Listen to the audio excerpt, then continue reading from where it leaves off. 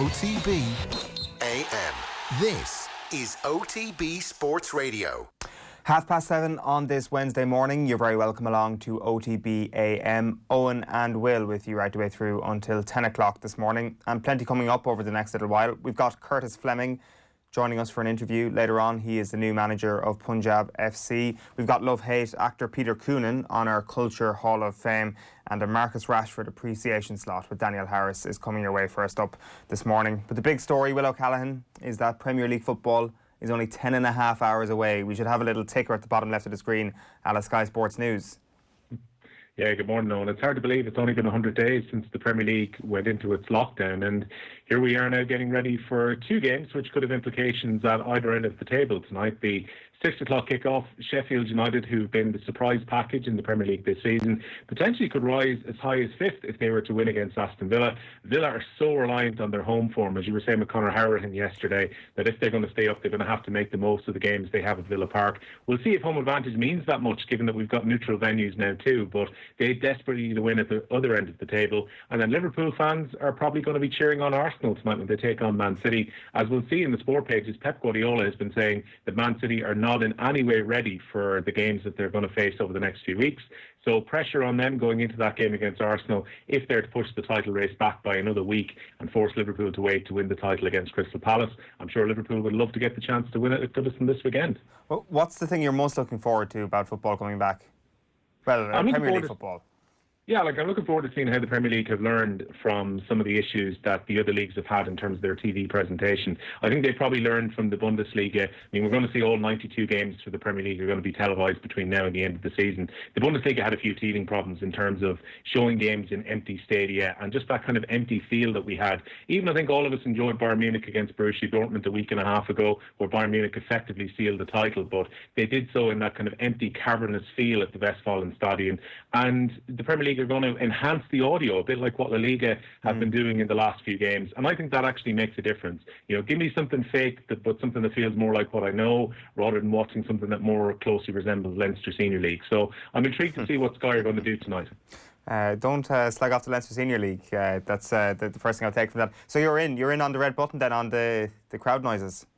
Yeah, no, I'm all in on the enhanced audio, and I think there's no other way to watch it. It was a bit weird, the graphics. I was watching a bit of La Liga at the weekend, and when it went to a VAR decision in the Mallorca versus Barcelona game, whatever computer they were using to actually simulate the crowd they weren't simulating the crowd necessarily, but just they were making the stands look less empty, absolutely glitched during VAR. Whoever was in the director's chair wasn't able to deal with going to that graphic and also the graphic of the stadium, and we saw the stadium just go empty. The players magically disappeared at one point during it too. So, look, they're all learning from this. I mean, obviously next year we're likely to have fans back in the stadium. We'll be talking about that in a little bit, about potentially people being in the Aviva Stadium for later this year when the Republic of Ireland play against Finland, and the RFU are very hopeful that they can get supporters back in for the games in the autumn internationals, because it's badly needed from a financial point of view. And it'll be interesting to see if that's possible. I mean, it seems to be entirely dictated upon this 1 metre distance coming down from 2 metres, because if it doesn't, as many people may have seen Pat Nolan's article at the weekend, you're looking at 5 or 6 empty chairs around you, which means the Aviva Stadium will be pretty empty when those games come around. So interesting to see what happens when the government guidelines change on that as well, Owen. Yeah, for sure. More on that coming up later on in the back pages this morning. As I've said already, we've got Daniel Harris, Curtis Fleming, Peter Coonan on the show this morning. Should mention as well, we've got Thom Malone bringing you all the tips for day 2 of Royal Ascot today as well. And I think we're all interested to see what sort of 3-piece suit does Thom Malone go for this morning. No pressure on you, Tom, if you're watching. Right, before we get into any of that, Daniel Harris is first up, by the way. We're going to go back to last night's show, because Keith Wood and Brian O'Driscoll were asked to pick their Ireland 15 of the last 20 years, so the 21st century so far. And we are going to jump in here at the halfback discussion. Yeah, this is probably my easiest decision. You look over the course of the last 20 years and who's been there for this whole decade? Well, it's Conor Murray. He came in probably ahead of perception in 2011, got into the World Cup side as a third choice scrum half, and it only took to right after that tournament for him to stamp his authority as the number one. He'd come in as number one in Munster. That in and around that time. It was just the changing the guard with him and Strings. But I think his consistency of performance over the first 7 or 8 years of this decade, of the last decade, makes him one of the better scrum halves in the world. People talk about him and Aaron Smith for many years as the best 2 scrum halves in the world. I think it's hard to argue with that. Brilliant decision maker. Again, a bit like Jamie Heaslip, but a 2.1 version of that, of being able to read the game and plug in where Ireland were deficient, particularly in defence. I think the best defensive scrum half that I've ever played with, and probably potentially ever seen. He was phenomenal, not only at realising where the threat was, but also actually making his tackles as well. Very, very rarely fell off tackle. Big man, 6'1", every bit of 6'1", and he packs some punch. Pretty powerful in the weights room as well, and he didn't leave that behind there. So great passer of the ball, incredibly good box kicker. Obviously the last couple of years have been slightly disappointing, where he'd been carrying that shoulder injury and he hasn't quite hit the lofty heights of 2013 in particular, and 2017. But with honourable mentions of Peter Stringer, obviously, who's an out-half passing dream, and Owen Redden, who came in and kind of was a bit of a stopgap between the two of them. But I think Conor Murray is definitely the standout performer at number 9. It's good to get your summation of him there, because if you ask anybody in the street what's Conor Murray really good at, the first thing they would say is box kicking. Actually it was relatively late on in your list there of all the other important attributes. So yeah, I think defensively is what, for me, it's that defensive intellect is what, it's all well and good wanting to make tackles, but you got to know which tackles to make and where the threat's going to be, and being able to read it ahead of time. And I think he's someone that sees the game unfolding very well and identifies where the threat's going to be on the next phase, because he's able to scan quickly and see numbers versus numbers, and where there might be a grubber kick and what line he needs to charge through. His ability of support play, playing ahead of the ball as well. I know all scrum halves are doing that. But picking up those second touches to allow players get back to their feet. It's just the small nuances of his game, I think, is what the players that play with him probably enjoy him more than those that watch from afar. And cool as you like, I just think his temperament is to die for as well. He doesn't do stress. And he quietly goes about his business, but I felt very, very comfortable having him in my team. Okay. Now, as well as this going out on the radio, this will also go out on YouTube. So a fair proportion of the YouTube viewers, once we started this, skipped forward to about halfway through because they wanted this debate about the number 10, and that was the one in the office. Leave it to last just so we scupper them. You should watch the whole thing. Graphics. I'm thinking of the graphics department here. No, you can't. Millennials are so lazy; they'll only do 2 minutes of any YouTube clip. So let's drag it out. But just before we get there, anyway, Joe, I think we just need to highlight Stringer again, because sure. Even though Conor is very calm, he's brilliant and he manages the game very well. And actually, I liked the leadership of Owen Redden. I think he was a thoughtful 9, which was very good. Stringer was a revelation for the fact he had the most unerring pass. And I wouldn't have said he was a great decision maker, because his decision was nearly always to pass. But he would hit it where it would get the maximum effect out of you. So I would know if I called for him, he would say, well, you've made the decision. I don't have to worry. If it's the wrong decision, it's your fault because you made it. But he'd hit it. He never, ever passed the ball to my hands. Never once. He'd sling it out in front of you, and you'd have to accelerate onto it. So I liked running onto the ball, but my God, he'd push you to the full level for it. And I just thought he changed how we actually played at that stage, upped a huge gear, for the simple fact that you were always running onto the ball because your half trusted the fact you would do so. You should know as well, you were in the 10 position more times than I care to remember as well. So you'd actually know the quality of pass probably more than Roger Humps. Well, you were very quiet. So you only wanted the ball to score a try at the end, When nobody's talking, somebody has to. Get the head wobble going. Absolutely, you're dead right. If not, why not? But so I loved playing with Stringer. So I wouldn't have had as much joy with Conor, that's for certain. But I agree with you on the Owen Redden thing as well. I think he was a real Jerry Flannery of the Leinster setup as well. He was a standard driver and someone at pre-season that just demanded a huge amount of the players around them. So I agree that that's what he brought. And stopgap is probably a bit unfair because he brought on, it was an evolution of a passing game from strings before Conor came in and was able to plug in everything and just do all of those aspects a little bit better than Owen. But yeah, I think a decent mention for the two of them. But for me, Conor Murray. So Keith's going to make the ultimate choice here. But Brian, you start us off with O'Gara and Sexton and give us, as detailed as you like, a comparison of their games, strengths, weaknesses. So I think if you think about clutch initially, I think you think about Raj, about because of the drop goal in 2009, it had to happen for us to win the Grand Slam. Stepped up, never thought about another phase. That was his chance and pulled the trigger. I think he was someone that grew into the game. He had to fight for his position a bit like Sexton did with him. He had to fight for it with David Humphreys. It's unfair to say that he was a kicking number 10, but he played the corners and the percentages better than anybody else. He was a forward pack's dream of knowing how to have a ball on a string, putting the ball in behind wingers, and forcing pressure on the opposition to get after their line out. Particularly during that period of time, we would have had a good defensive line out with Mallow Kelly and with Paulie throughout those 2000s. So, Raj was very, very good passer of the ball. Probably didn't quite play to the line the same way that Johnny is. Not as much of a threat as Johnny was. Although, not afraid of having a go himself because he didn't have the physical strength that Johnny had. I don't think teams probably worried about him quite as much as they do Johnny carrying the ball.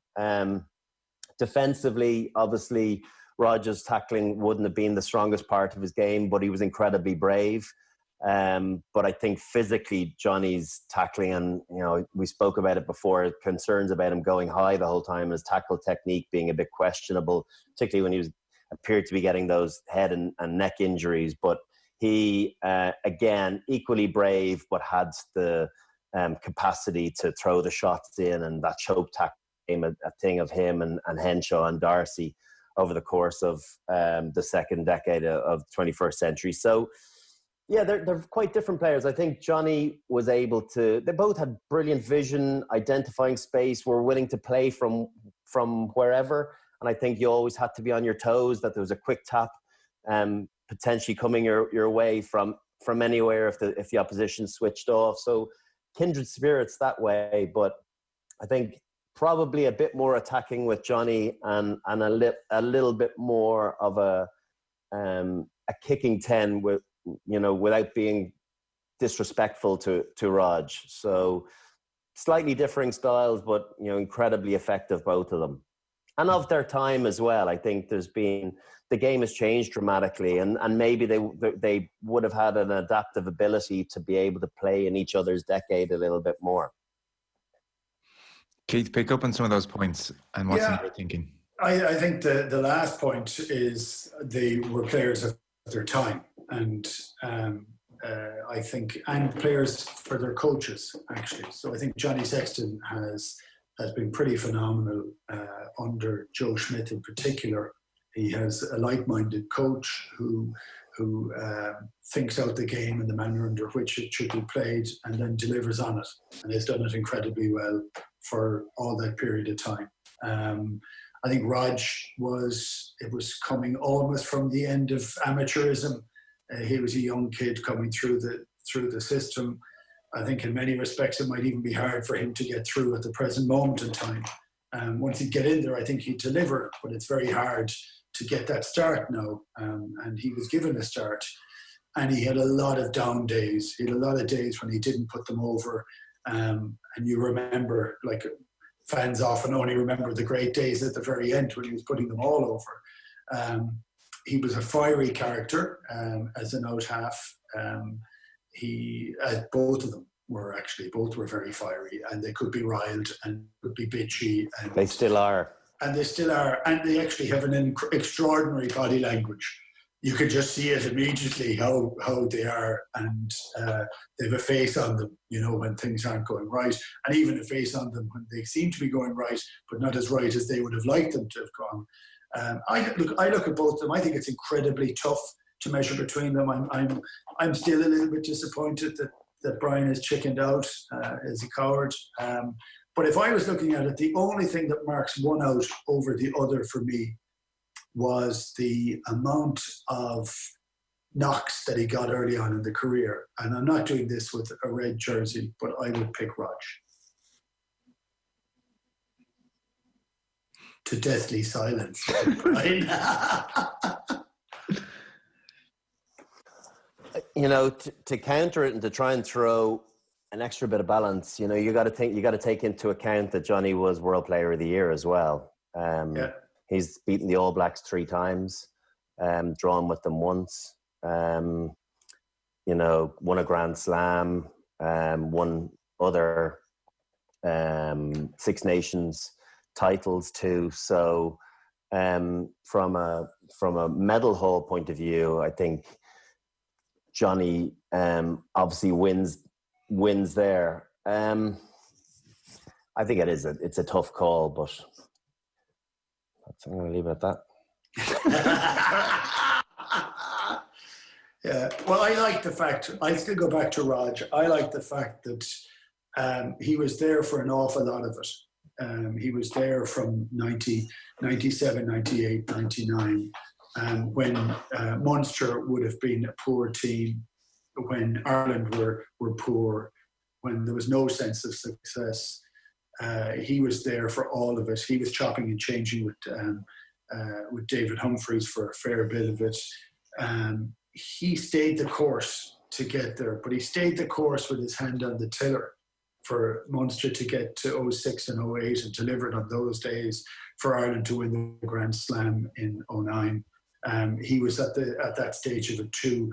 I would have said with not as good a team as Leinster and Ireland had in the sort of 04, 05, 06 period of time. 15, 16, all that period of time. So I'm not saying it was easier for Johnny, and I think you could decide on one or decide on the other. But for that alone, and for that length of time, through the bad stuff first, and through the missed finals and semi-finals, yeah. Okay, here we go. Moving on.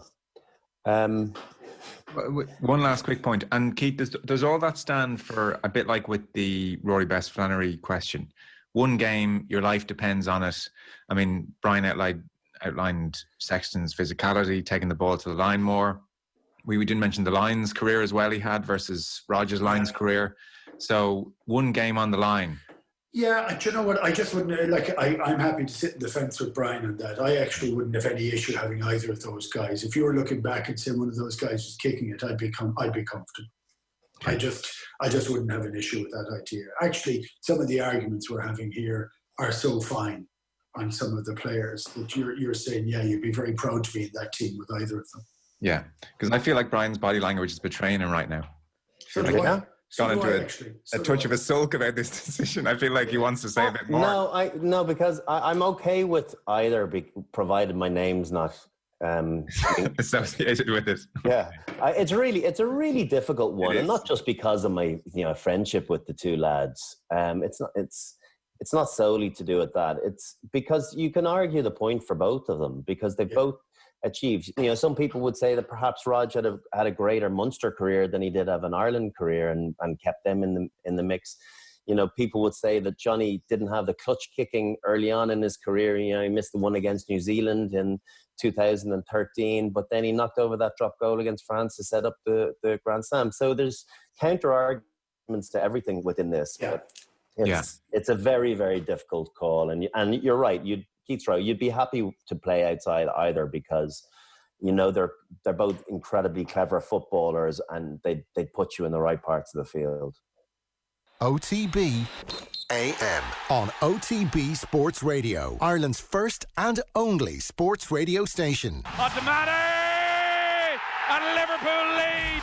The Premier League is back, and Off the Ball is the only place you can hear live commentary of Liverpool's march to the title, the battle for the Champions League places, and the fight for survival. Every big game exclusively live between now and the end of the season, starting this Wednesday from 7 p.m. with Manchester City against Arsenal. And we'll also have live score updates on the OTB Sports app. OTB Sports Radio, live 24/7 on the OTB Sports app. Missing this? Salah takes the shot. Oh, Mo Salah with one of the goals of the season. Unbelievable. Then get this, the all-new OTB Sports app. Off the Ball, Ireland's premier sports channel, now has a new home, featuring the biggest names in Irish and world sports. Podcasts, interviews, news, commentary, analysis, plus almost 20 years of sporting archives. All free and ready when you are, at home or on the go. The new OTB Sports app. Download it now from the App Store and Google Play. OTB AM. You're welcome back. It is 7:51. That full chat with Keith Wood and Brian O'Driscoll available on our YouTube channel and on the OTB Sports app right now as well. The 15, if you missed it, was Cian Healy, Rory Best, Tadhg Furlong, James Ryan and Paul O'Connell in the second row. The back row of Sean O'Brien, David Wallace, Jamie Heaslip, but Brian O'Driscoll on this occasion used his one veto to choose Stephen Ferris instead of David Wallace. So there's a bit of a disagreement there. Conor Murray was your scrum half, and then Ronan O'Gara was at out half. And it was key to note there, as you just heard, that O'Driscoll wouldn't bring himself to choose between Rog and Sexton, so Wood went for Rog in the end. Your wingers were Keith Earls and Tommy Bowe, Gordon Darcy and Gary Ringrose in midfield, and Rob Kearney at full back. Brian and Keith were considered injured and therefore not eligible for selection. A good team, Will? Yeah, it's a pretty solid team, isn't it, Owen? I mean, obviously, we're back to the debate again about Jonathan Sexton against Ronan O'Gara, and ultimately, our two experts have decided to leave out a World Player of the Year. So, no Johnny Sexton. He gets to watch on the bench while O'Gara gets to play on this team, I think. And it's interesting. I mean, obviously, Brian O'Driscoll and I think Keith Wood would probably make this team. I think Wood would probably dislodge Rory Best in the front row, and you'd probably have Brian O'Driscoll and Gordon Darcy still as the best two centres, taking their combination into account as well in midfield. But exception to that, I think the big debate, as we heard in the clip that we just played, was across the back row, because Ireland have had an embarrassment of riches, particularly in the last 10 years in terms of options in that back row. And, you know, Stephen Ferris is a big favourite of many of the players who he played alongside. He's a guy who's going to go in and do a lot of the work for the players that would play in the rest of that back row. I think that'd be a pretty imposing one. Sean O'Brien, Jamie Heaslip and Stephen Ferris played a reasonable amount of rugby together, those three too. I think they're a good combination. I'm sure there's plenty of Munster supporters who feel that Peter O'Mahony should be in there. Maybe the TJ Stander could get his place at number 8 as opposed to Jamie Heaslip. But these are a lot of those kind of difficult calls to make. It's an incredible second row, which we never got to see because their careers never overlapped. I would love to have seen James Ryan and O'Connell playing in the same team. What an incredible engine room that would have been in the pack. But it just goes to show how much incredible talent Ireland have had over the professional era. And one of the things I enjoyed is that we didn't have a huge amount of agreement on some of the picks by Brian O'Driscoll and Keith Wood, which made for very good radio last night and makes for a good video for anyone who wants to watch it on YouTube. Because that's what you want. You want a passionate debate. That's it. Your back row point is a good one. It's always the one that you tend to have when you're kind of engaging in these debates. Like, I think there was a particular string of these sort of debates when Ireland won the Grand Slam in 2018, when there was a lot of comparisons between those two teams and what would be your best combined 15 of 2009 and 2018. But if you had to pick one back row that all played together, who would you go for? Like, because this is the key thing and I think it came into the debate big time as well yesterday when Keith was like, well, this is a good balanced back row, and I think sometimes we throw in the best flankers or the best individual back rows and sometimes come up with these best teams, whereas it's about so much more than that. Like when we were doing the 2007 England-Ireland game in Croke Park for a Classic Game Club a couple of weeks ago, it was just so striking how Simon Easterby, David Wallace and Dennis Leamy were just such a coherent back row. But at the same time, two of those guys, usually two of those guys don't come into the conversation for your best back row. I know Leamy got a mention yesterday and Wallace almost made it, but they wouldn't come to mind straight away. So I'm not sure who you would pick if you had to pick three that played together and were really, really good together. Yeah, look, I guess Wallace has to be in the conversation. I mean, obviously you're talking about a long servant in that back row. He can do a bit of both. He can carry the ball. He's a decent player on the ball, but also he gets in around rucks. So he gives you that kind of advantage bringing him into a back row. So I think kind of Keith's original option there of putting Wallace in beside the two lads, I think kind of that vintage probably had a good balance within the back row. Now at the moment, there are just so many options. If you're going to pick from that 2018 team, it's very difficult to know whether you would have Dan Levy, whether you would have Josh van der Fleer. The two kind of consistents in the modern Irish team, who've won a Grand Slam really are CJ Stander and Peter O'Mahony. So if you're picking from the modern era, you probably would have to go for O'Mahony, Stander, and then probably another, which I think would probably be Dan Levy based on form with the way he plays in big games. But it's like when he's been injured, Josh van der Fleer has been incredible too. But if we're going back to that vintage of kind of 10, 11 years ago, back to that Grand Slam in Cardiff, well, then you're probably picking what Keith picked, and you're probably putting Wallace in on the other side. And you'd have Sean O'Brien definitely in there and Jamie Heaslip. People can kind of forget how good Jamie Heaslip was for a prolonged period of time, winning 3 Heineken Cups with Leinster, where he was pivotal at the base of that scrum too. And Sean O'Brien was just a remarkable player. Injuries caught up with him, obviously, in recent years. He's been so unlucky between his hips and his shoulders. They've kept him out for prolonged periods of time. But remember that performance that Sean O'Brien put in against the Lions when he was fit 3 years ago. That first test, he was absolutely remarkable. And he's one of those guys who's just a complete warrior that would actually balance things out nicely if you had Wallace or Ferris on one side, obviously Heaslip then playing at number 8, and then Sean O'Brien on the other side. I think that's actually a pretty balanced back three that Keith Wood has picked. And understandably, obviously, O'Driscoll has then gone for his option, which is, I'd say, a coin toss really between Wallace and Ferris. There's not much in that. Plenty of reaction, as you can imagine, to this. You can tweet us at Off the Ball if you want to weigh in on it. Michael Mitchell says, I would still have Stringer over Murray, but it's really close. Both great nines. But I never had much time for O'Leary, which is a bit harsh. Joseph Manuel said, definitely Murray was arguably the best 9 in the world, though I thought Smith was better at a time when there were a lot of good 9s. Not sure if you could ever make that argument for Stringer.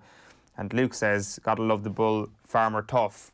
O'Driscoll was Farmer tough just without the farm. Wood himself was an animal. So plenty of reaction, as I say. The full piece available now on youtube.com/off the ball. Let's tell you what's coming up this morning on OTB AM. We've got the sports pages coming your way in just a moment. Danielle Harris will be chatting through Marcus Rashford and an incredible 48 hours for the young striker and his political views and the way he's managed to affect change properly in the UK over the last couple of days. He's going to be on to chat about that and, of course, the return of the Premier League tonight. At 8:40 then we're getting into Oracle and their impact on the return of sport. Their CEO Brian Moore will be welcomed back to the show. Curtis Fleming then at 10 to 9 will be joining us to talk about his new job with Punjab FC in India and about racism as well and his experiences of that in the UK and in Ireland. Thom Malone then will be giving you all the day 2 tips for Royal Ascot. And closing things out this morning is the Now TV OTB Culture Hall of Fame with Peter Coonan of Love Hate fame. He's going to be talking about The Sopranos. Time for the sports pages. OTB AM. We'll start with otbsports.com.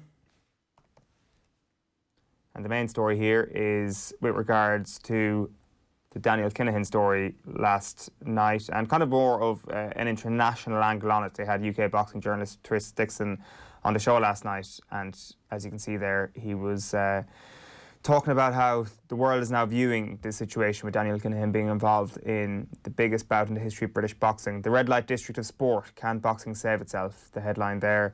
Bahrain company KHK stops working with Daniel Kinahan, which was the latest development news-wise on the story yesterday. There is that article as well on Keith versus Brian, Rog versus Sexton. Keith Wood and Bod pick Ireland's 15 of the 21st century. And the final story there from the homepage, La Liga and Bundesliga give Premier League promise. Yeah. Moving across to the Irish Independent then, Eoin, a lot of interesting stories here. Particularly, I think a lot of people probably saw the Leinster Rugby articles which were written yesterday by Adam Byrne and also by Linda Jungu. They wrote about their experiences growing up as black people within Ireland. I think both are a good read. They're on the Leinster Rugby website, and the Irish Independent have serialised some of those inside the paper today.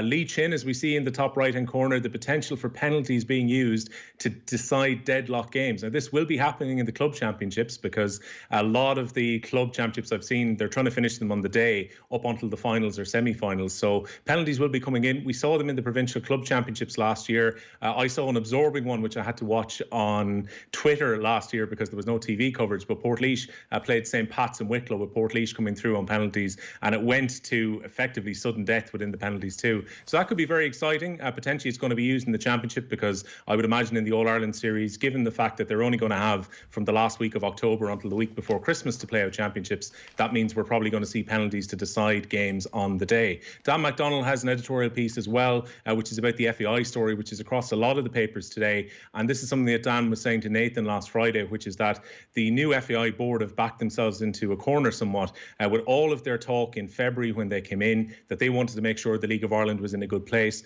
They're under pressure to make sure the SSE Airtricity League proceeds for the rest of this season, and all of their talk has put pressure back onto them. There's a piece by Rory O'Connor in terms of rugby with Munster and Leinster as well. Those two provinces are going back into training. They're undergoing tests ahead of the return to action. This is all ahead of the Pro 14 getting back underway with the Intra-Pro series on August the 22nd at the Aviva Stadium. More about the Aviva Stadium anon in some of the papers and potentially the crowds going into it. But Rory O'Connor has that story in The Independent. We see a picture of Kevin De Bruyne ahead of tonight's game between Man City and Arsenal. The 100-day wait will end for the Premier League to get back underway. And then once again, we see the St. Pat's chairman, Gareth Kelleher even, who is quoted at the back of the paper. There is a real back and forth over the last 28, 24 or 48 hours between the St. Pat's chairman and the FAI. And it seems both are in a pretty entrenched position. And they say today the Saints chairman is fuming over the refusal of a loan offer from Dundalk's owners to save the league season. And he's calling on the FAI to be a little bit imaginative in terms of trying to get revenue sources to make sure the season gets finished on. A constantly developing story there. The Irish Examiner this morning leads with Project Restart. Pep Guardiola preaches caution ahead of Project Restart. Also here, there'll be questions about how will football's new normal be for you. So your ears won't deceive you. There will be fake crowd noise. Home advantage, is it a thing anymore? Doesn't seem to be much of a thing in the Bundesliga at the moment. Players are going to wear Black Lives Matter on their shirts. Teams can use 5 subs per game, naming 9, which is a change. And players will be asked to maintain social distance where possible, which is probably something we're going to see over the first few days. And if there is a goal scored tonight, there will probably be socially distanced celebrations that go on, and then next week you'd imagine there'll be hugs and kisses and all that sort of thing, and no chance of a tunnel fracas either. The team entrances will be staggered, with the away team going first. So that's how the Premier League is going to adapt to the new normal. Randolph hopes for lasting change and fight against racism. Meanwhile, this is Liam Mackey quoting Darren Randolph, who says he hopes the Black Lives Matter movement will prove a turning point. And safety, the all-important goal in rewriting the rule book for Premier League's return, writes James Whelan. So it's all coverage about the return of the Premier League and Manchester City against Arsenal. The big one tonight, I think it's fair to say, at 8:15. Well, 2 becoming 1 is the dominant theme in the Irish Times today.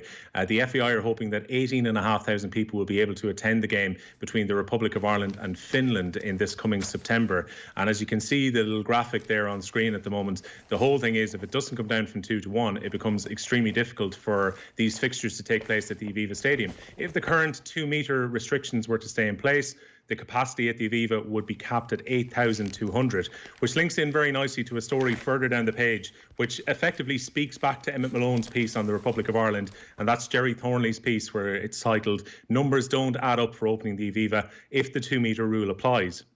So an 18,500 attendance with social distancing would be worth around 1.3 million to the IRFU. And, you know, we heard on the State of the Union just a few weeks ago, the IRFU's position on this, which is potentially there's 30 or 40 million euro on the line if their games are played behind closed doors, both in terms of the next Six Nations and the Autumn Internationals. They're going to lose money in autumn, whether the games are played with a small crowd or whether they're played behind closed doors. But you would imagine that at least 1.3 million would make a big difference. And if the Italy game was to be played at home too. Some of the other stories on the back page of the Irish Times you can see today. One that I know our own contributor Johnny Ward has been covering quite a bit over the last day, and that's 800 betting shops were told to close yesterday. And there's more and more talk about this, but particularly Ladbrokes and Paddy Power had closed their shops. So I know it's a story that Johnny's been following. Brian O'Connor's been writing about it in the Irish Times today. And also a story which kind of emerged at the weekend, but seems to be getting confirmation now, which is that the FAI are going to go to the High Court against against Deloitte, who were the former auditors of their books during the crisis. So going to be interesting to see what happens with that one, but it seems that one is headed for court now on. The London Times then leads with a picture of Raheem Sterling on the back. Stars unite for more diversity. I will never tire of being black, which is the latest campaign from Raheem Sterling and a host of other Premier League footballers at the moment, and English teammates in particular. Bahrain Royals drop Fury aid. Meanwhile, Tyson Fury's controversial advisor has been dropped by the commercial sporting arm of Bahrain's royal family. That is, of course, Daniel Kinahan. Pep support for Rashford, meanwhile.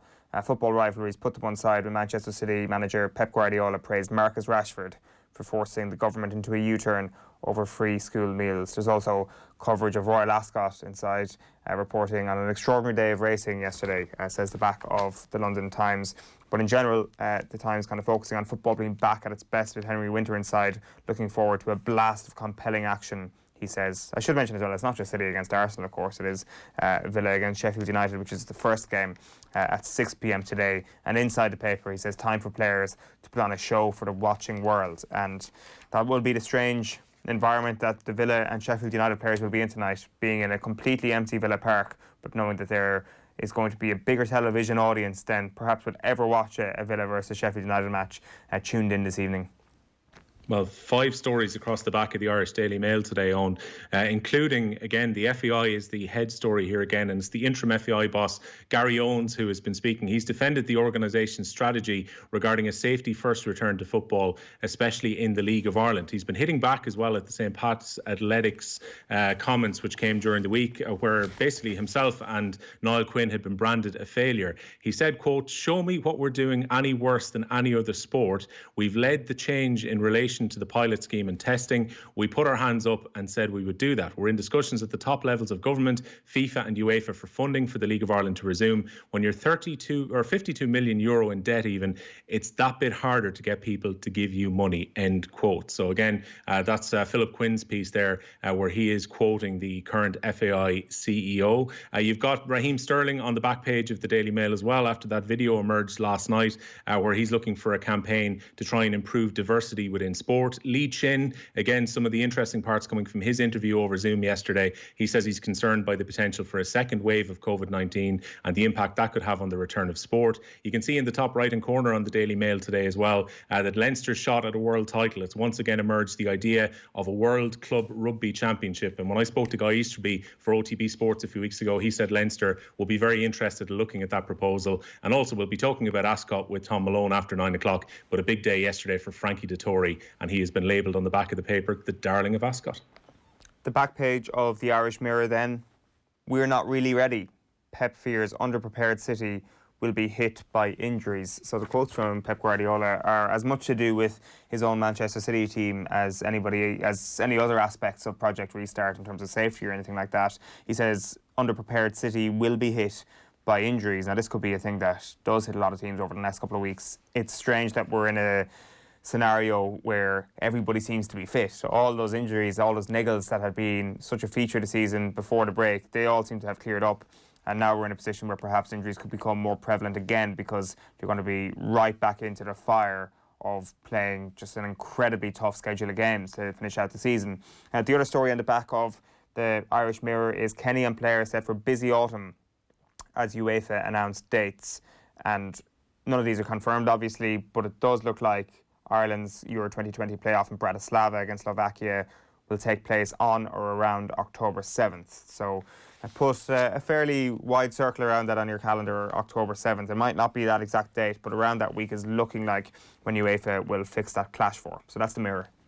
Yeah, and the Sun, exactly the same story in the top left-hand corner of their back page today. On It's On is the headline that they're using, which is the potential for Ireland playing a couple of warm-up games ahead of playing Slovakia. But it seems tentatively that first week in October during the midweek is when the all-important semi-final of the playoff series is likely to be played. Pep Guardiola's message to his own fans, which has been interpreted as negative in some of the papers, we're not ready. Pep Guardiola saying there's no way that Man City could be coming back into things at full tilt after 100 days of no action and just 3 weeks weeks of training. And then interesting, Mikel Arteta quoted in the back page of The Sun too, where he says he's not going to settle for Arsenal being a team outside of the top four. He says he's concerned by the fact that maybe he mightn't get backing, so he's given a rallying call to his board ahead of the summer. People probably saw Pierre-Emerick Aubameyang's comments at the weekend where he said that Arsenal held really the key to his future, that potentially he could leave this summer because he's got just over 12 months left on his contract. Inter Milan and Barcelona reportedly interested. Mikel Arteta says he wants to keep Aubameyang at the club. He wants the board to back him by giving him a contract, and he also wants backing in the transfer market, because Mikel Arteta's concern heading into that game at the Etihad this evening, where he goes up against his old side where he was assistant, is that if Arsenal don't invest, they could fall further out of the top four. So those comments by Mikel Arteta have been reproduced in The Sun today. The back of the Irish Daily Star is ready to crumble. Pep injury fears as Prem returns. You've also got that story there about the Dundalk chairman in the Irish Star anyway, about how he's offered FAI help. And Randolph's racism fight. Darren Randolph gave teenage racists a slight punch on the pitch when growing up. He's admitted that the despicable taunts over the colour of his skin upset him when he was growing up in Bray. He was speaking on Basketball Ireland's online Bench Talk interview last night, and he said, when I was a little bit older, I enjoyed playing Gaelic football, but then mentioned the racism that was involved in his early life as well. So that is the Irish Daily Star, and plenty of Premier League preview in there, a 12-page racing pullout as well on top of all of that. Telegraph have gone interesting today, Owen. They've gone with a man who's not even involved tonight, Jurgen Klopp, and they've superimposed a crown over his head, which is going to be crowned at some point over the next week and a bit. Liverpool could become champions against Everton this weekend if Arsenal were to pull off a shock against Man City tonight. If not, they could win against their former boss Roy Hodgson when Liverpool play Crystal Palace at an empty Anfield in a week's time. They've gone with a club-by-club guide ahead of the Premier League coming back, and also they've got an extensive racing piece today, talking mainly about Japan and the big sprint which is coming up this afternoon, which again we'll be previewing the next hour. The back page of The Guardian is a photograph of Marcus Rashford. When football speaks with one voice, nobody dares shout it down, writes Jonathan Liu. Barney Ronay, meanwhile, focused on the return to football. Welcome to the bubble. 92 games, 6 weeks, no fans. And Sterling leads video calling for changes, I should say. The 75-second clip went online last night. The theme of the video was tiredness. Sterling, the Manchester City and England forward, has campaigned tirelessly against racism and discrimination, recruited 9 others for the video, from Gary Lineker to Jadon Sancho to David Alaba. And then a couple of the other stories in The Guardian this morning. Absolute circus. Rugby Players Union hits out a 24-hour contract. Ultimatums chaos. And silence is golden. Empty stands, but super sprinter Batash scorches turf at Royal Ascot.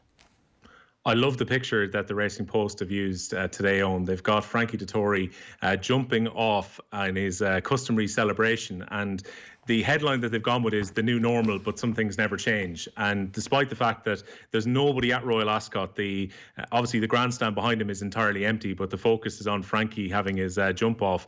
It just goes to show Frankie Dettori back again, a year older, but still winning on the first day of Royal Ascot. You can pretty much set your watch to Frankie Dettori being successful. Also, Aidan O'Brien, Japan features heavily on the front page of the Racing Post. A big run is expected of him this afternoon in the feature Prince of Wales Stakes, and Batash takes a huge amount of focus on the Racing Post today after breaking his hoodoo. Had gone for 3 runs and previously hadn't won in the King's Stand, but romped to victory and showed his pace yesterday. And also they've been talking about Circus Maximus's victory in the other big race, which is the Queen Anne Stakes yesterday, and they're looking forward to the return of the Premier League. And not to give too much away, but they're backing Man City and Sheffield United to get results tonight. And the back page of the Herald. It's back, ready or not. Guardiola worried over injury to players on return, which is kind of in keeping with his general quotes across the back pages this morning. And Kelleher frustrated by FAI aid refusal. This is Gareth Kelleher, the St. Pat's chairman. He says he was frustrated by what he claims was the FAI's refusal of an external offer for financial aid for a restart of the League of Ireland season. So that's in keeping with the Dundalk chairman story as well, that there was potentially a financial offer for the FAI that they declined. That is according to Gareth Kelleher. We don't know the terms of that financial agreement, or that potential financial agreement, I should say. And the big restart here as well on the back. Pep crown has slipped. Roy Curtis on why Klopp is new king. So the Telegraph and the Herald both going for a regal headline this morning, Will. I think, Do you have any more? You've got one more, do you? Or will we go straight to the app? No, I think we're going to the app. Let's have a look at the OTB Sport. Oh, there is the Irish News. Sorry. There we go. Down will be a knockout force, says McGinn. Mornay's keen to see leagues concluded, and City boss vows to judge players by what happens on the pitch. Coverage inside as well of Marcus Rashford. Let us have a look at the OTB Sports app. So on the feed here, you can see all of the latest sports news.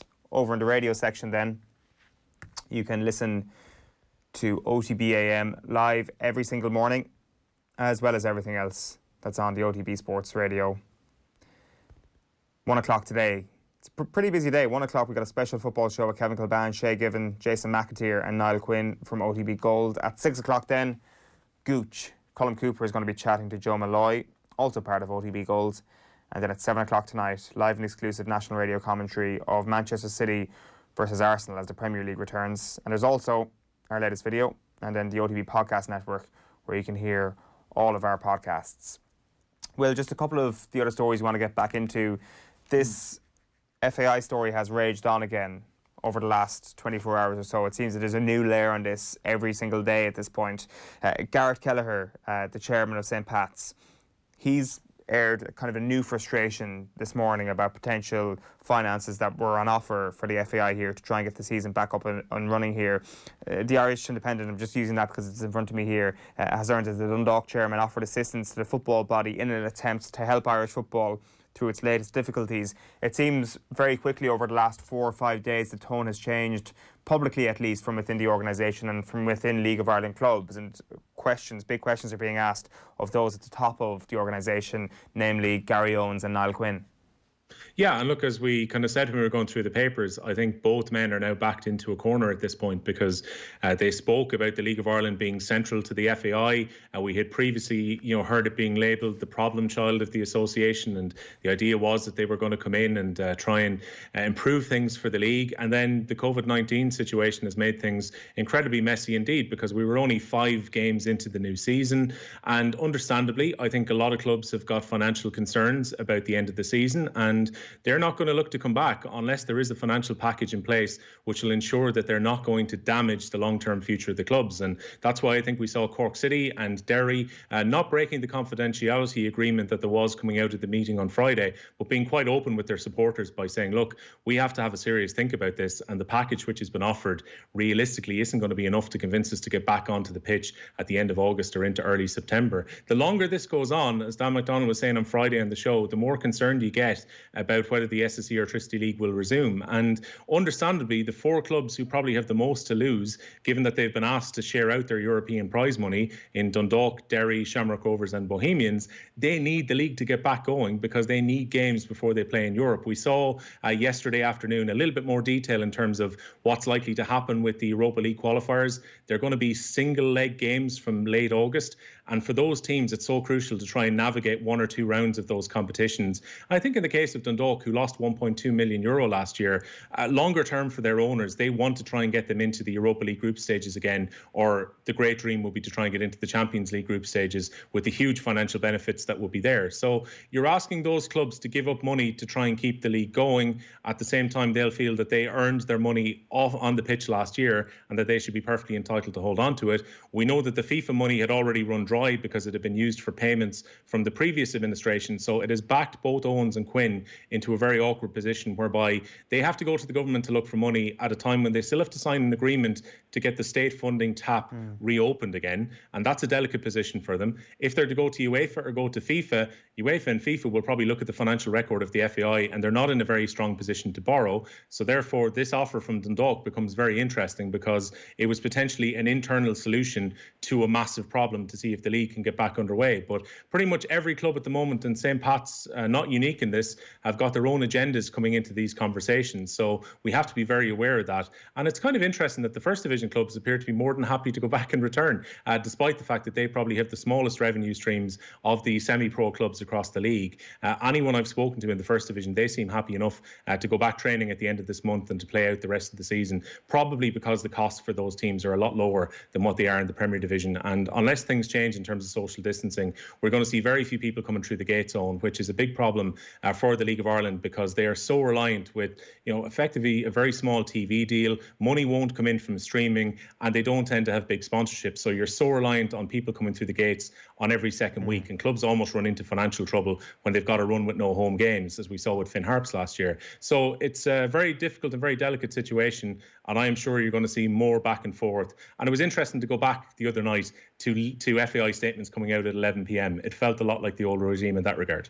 Yeah, it's true. And the other very small piece of information here as well this week is that Moldova and their FA have finally got their act together and have their league back in the coming days, which leaves us officially last in terms of leagues in this continent that don't have a date for a restart. The only ones left, the League of Ireland at the moment, so not good times, and it's not the first time you've said that when it comes to the FAI and the League of Ireland at the moment. But for Premier League fans, it is back tonight. Manchester City against Arsenal, pretty cracking fixture tonight. Aston Villa against Sheffield United, the first fixture. Daniel Harris, good morning. Morning. We can't start there. We're going to start with Marcus Rashford. What a 48 hours it's been for Rashford. What a 48 hours it's been for British society, I dare say. Yeah, what a man. It's really...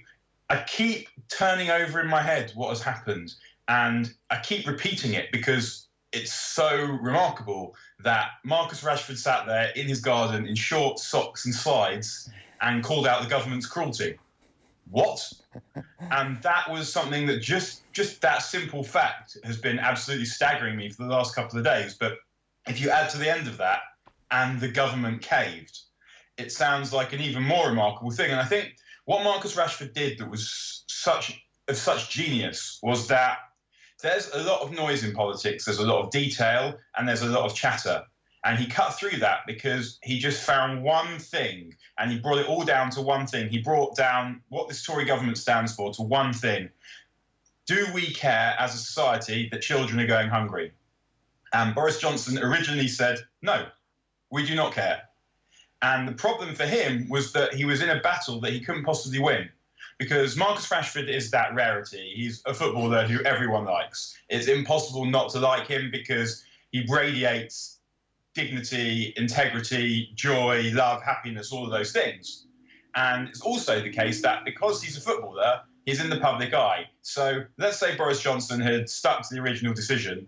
What's going to happen after Marcus Rashford plays for United against Spurs on Friday night? He's going to be interviewed. He's going to be asked questions about this, having in the meantime spent time on Twitter building even more momentum. So there was no way that Boris Johnson could hope to have won a public relations battle with Manchester United and England's centre-forward, who happens to be this exceedingly unfathomably likeable individual. And as I said, he boiled it down to just one issue. There was no prevaricating, no party politics. He didn't make it part of any greater picture. He just said, all children have the right to one decent meal a day. Do you agree? And that kind of question is impossible to respond to in the wrong way. And that was what we saw. Yeah, it was a masterstroke, really, and it, even kind of calling it a masterstroke kind of feels like that there was a huge calculated effort on Marcus Rashford's part to actually decide how to go about this. That wasn't the case at all. There was one issue here that meant so much to him. It was something that he'd spoken about at the very start of lockdown in terms of putting up money for school meals that were now going to be missed because of the closure of schools around the UK.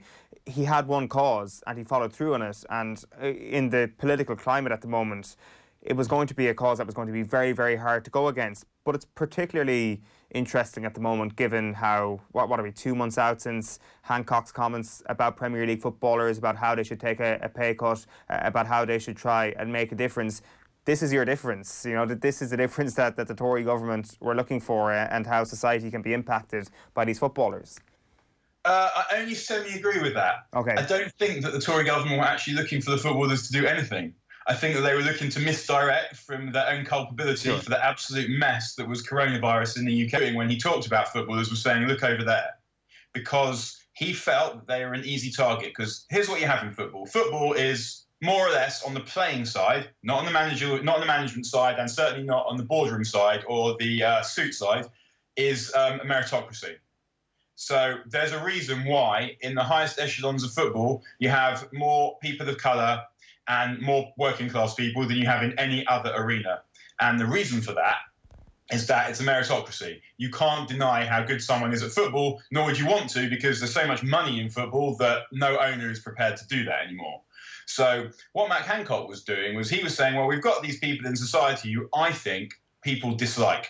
We've got working class people, we've got people of colour. So I think that I can easily redirect people's bile in the way that my government and my party have been doing for decades and centuries towards these people, and they will get so angry with the footballers that they will cease to notice the absolute mess that I am making, that I personally am making of Corona, but also that the whole government's making of Corona. And that was why Matt Hancock talked about footballers. The last thing Matt Hancock wanted was Marcus Rashford taking on the government and winning and showing the government up. That is something that Matt Hancock definitely did not want. But that is what happened. And actually, just this morning, Matt Hancock has called Marcus Rashford Daniel Rashford on national television, which I'm not sure if that shows the contempt with which he holds Marcus Rashford and footballers in general, that he's done it on purpose to misdirect in the way that, say, Alex Ferguson might have done, or if he just is so unasked about this whole thing that he doesn't even know the guy's name well enough to remember it for a television interview. It's really very hard to say. But yeah, this is an outcome that Marcus Hancock, Daniel Hancock, Daniel Handjob, that he did not want. And unfortunately, the wrong footballer responded. And I was talking to a friend actually the night before last, and we were discussing what happens when all the other players get involved. Yeah. That will be something. But in retrospect, there was a particular purity about Marcus Rashford, partly because he's Marcus Rashford, and partly because of this reducing everything to this single issue and saying, I don't want people to suffer how I suffered. And most of the people watching that interview, and most of the people, all the people, not all the people, but almost all the people in the corridors of power, will not know what it means to go without a meal because your parents can't afford to buy you food. And so no one is really in a position to say, okay. And it was the purity of Marcus Rashford doing that one thing by himself that also was so powerful. And now I wonder where he's going next. I hope it's somewhere, and I can't wait to see. But he's already cemented that legacy now, Daniel. Like, this is an incredible thing to already be remembered for. It's not surprising. It's surprising that a U-turn occurred, I think, and perhaps we didn't expect any of the explosion of political mindedness to come over the last couple of weeks, but nobody could have expected any of the things that happened in 2020 to happen anyway.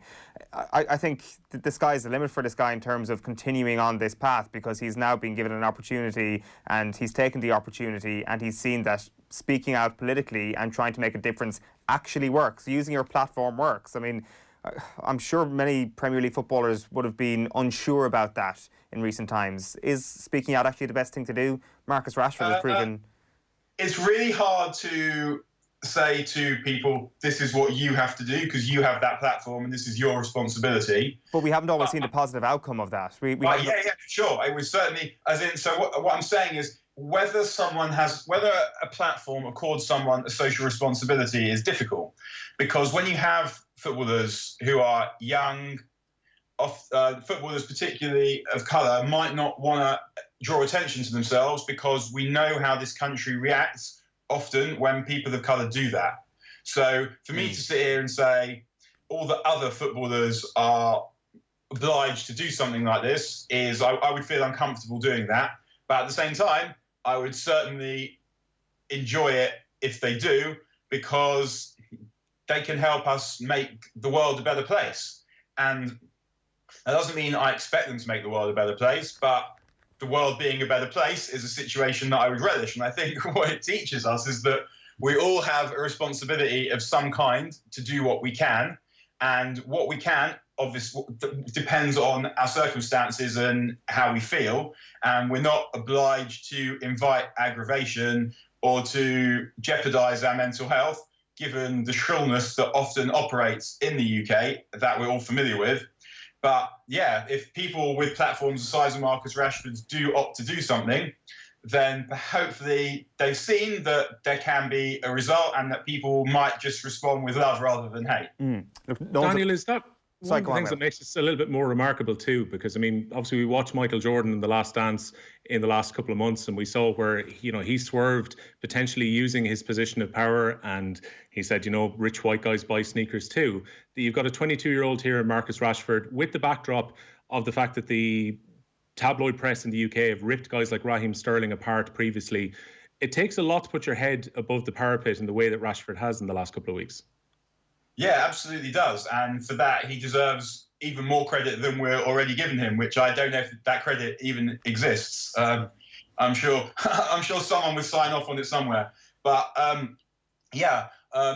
it's here's the scene of that. To compare him with Jordan is really difficult because the situation with race in America is so tense, and so it would be, I'm not going to sit here criticising the position that Michael Jordan took, because it's really hard for me to understand Michael Jordan's position and to understand why he, as you say, said, yeah, Republicans wear sneakers too, and thought that was enough. And he's definitely not doing that anymore. But yeah, I'm absolutely certain that Rashford considered what the downsides were, because they were multifarious, and decided that it was worth it. I mean, you kind of hope that at some level he knows that he's loved by the people that actually know him and that actually love him, and they would be in a position to protect him. But also, I hope he understands that what his position is in British football and British society, and that he's not a guy who anyone has anything bad to say about. So ultimately, he perhaps felt like he had less to fear than other people might have felt. But what it would be good to see now is other people taking the lead from Marcus Rashford. In that there's a phrase in the Ethics of the Fathers that no one's obliged to finish the job, but no one is free from having to do the work. And that is the inspiration of Marcus Rashford, who hasn't finished the job, but he's done some work, and he has more or less by himself made the world a better place. And that's something that is open to all of us in one way or another, whether it's learning a bit more about how to treat people correctly, whether it's giving money to charity, whether it's trying to do something with our spare time to make the world a better place, whether it's trying to educate the people around us. We can look around very easily and see what an absolutely staggering, revolting mess the world is in, and we can decide whether we want to absent ourselves from the bid to do something about that, or whether we feel that we're part of the solution. Does this change the relationship between footballers and the public in Britain? I realise that is a very, very broad question, and nobody was in any way a hater of Marcus Rashford before this. I kind of mean as a whole, and it kind of does tap back into Matt Hancock's comments a little bit, as if there was, like you were making the correct point, that he was trying to speak the voice of the people while saying that. He was like, here's the thing that people hate, let me go after those people and try and tap into the fact that people hate the richness of British footballers and Premier League footballers in general. Does this change things at all in terms of a public perception? Well, the thing is, it's not the richness of British footballers that people hate. It's the fact that they are often working class and often of colour, and people who didn't come from money. And that is what Matt Hancock thinks that people hate, because his party and he hate that. Because what Matt Hancock didn't call out was, he didn't call out any people, like he didn't call out billionaires, he didn't call out corporations, and those people are taking a lot more money out of the system than footballers, who, as I said, are not the victims of privilege, they're the beneficiaries of talent and meritocracy, which in theory is what the Tory party claim they represent. So yeah, Matt Hancock thought that he was singling out this body of society who loads of people hate. But what he failed to calculate was there are also a lot of people who like these people. Football is a pastime of many people in the population, and you don't go around hating footballers necessarily as a body. People that don't like football might have this thing about footballers, perhaps, but that's not really the majority of people. Either love football, so respect footballers, or don't care about football. And that was Matt Hancock's problem. So whether there's a broken relationship between football and the people at all, I'm not sure, because there's a problem in the relationship between people like Matt Hancock and football and footballers, but I don't think that there's particularly a problem with society and footballers, because most people in society aren't massive dickheads who resent people using their talent and working really hard to get what is due to them, and to be part of one of the biggest industries in the world that brings joy and happiness and identity to millions of people. Like, most people respect that. Most people feed off that. And I think Marcus Rashford in particular is the encapsulation of that. But the relationship between people and footballers, and the resentment people have for footballers, is for idiots and arseholes. And most people are not that. Well, that is the most positive thing I've ever heard, that most people are not arseholes. That is a great thing to take away from that conversation this morning. The Premier League, Daniel, it kind of feels trivial talking about it now, but are you excited about this? Are you excited about the fact that you've got a clash between Manchester City and Arsenal, for example, back on your screen? Surely this is a fixture that you care about. If not that, then what about Spurs and United on Friday? This feast of football is here, Daniel. Are you ready?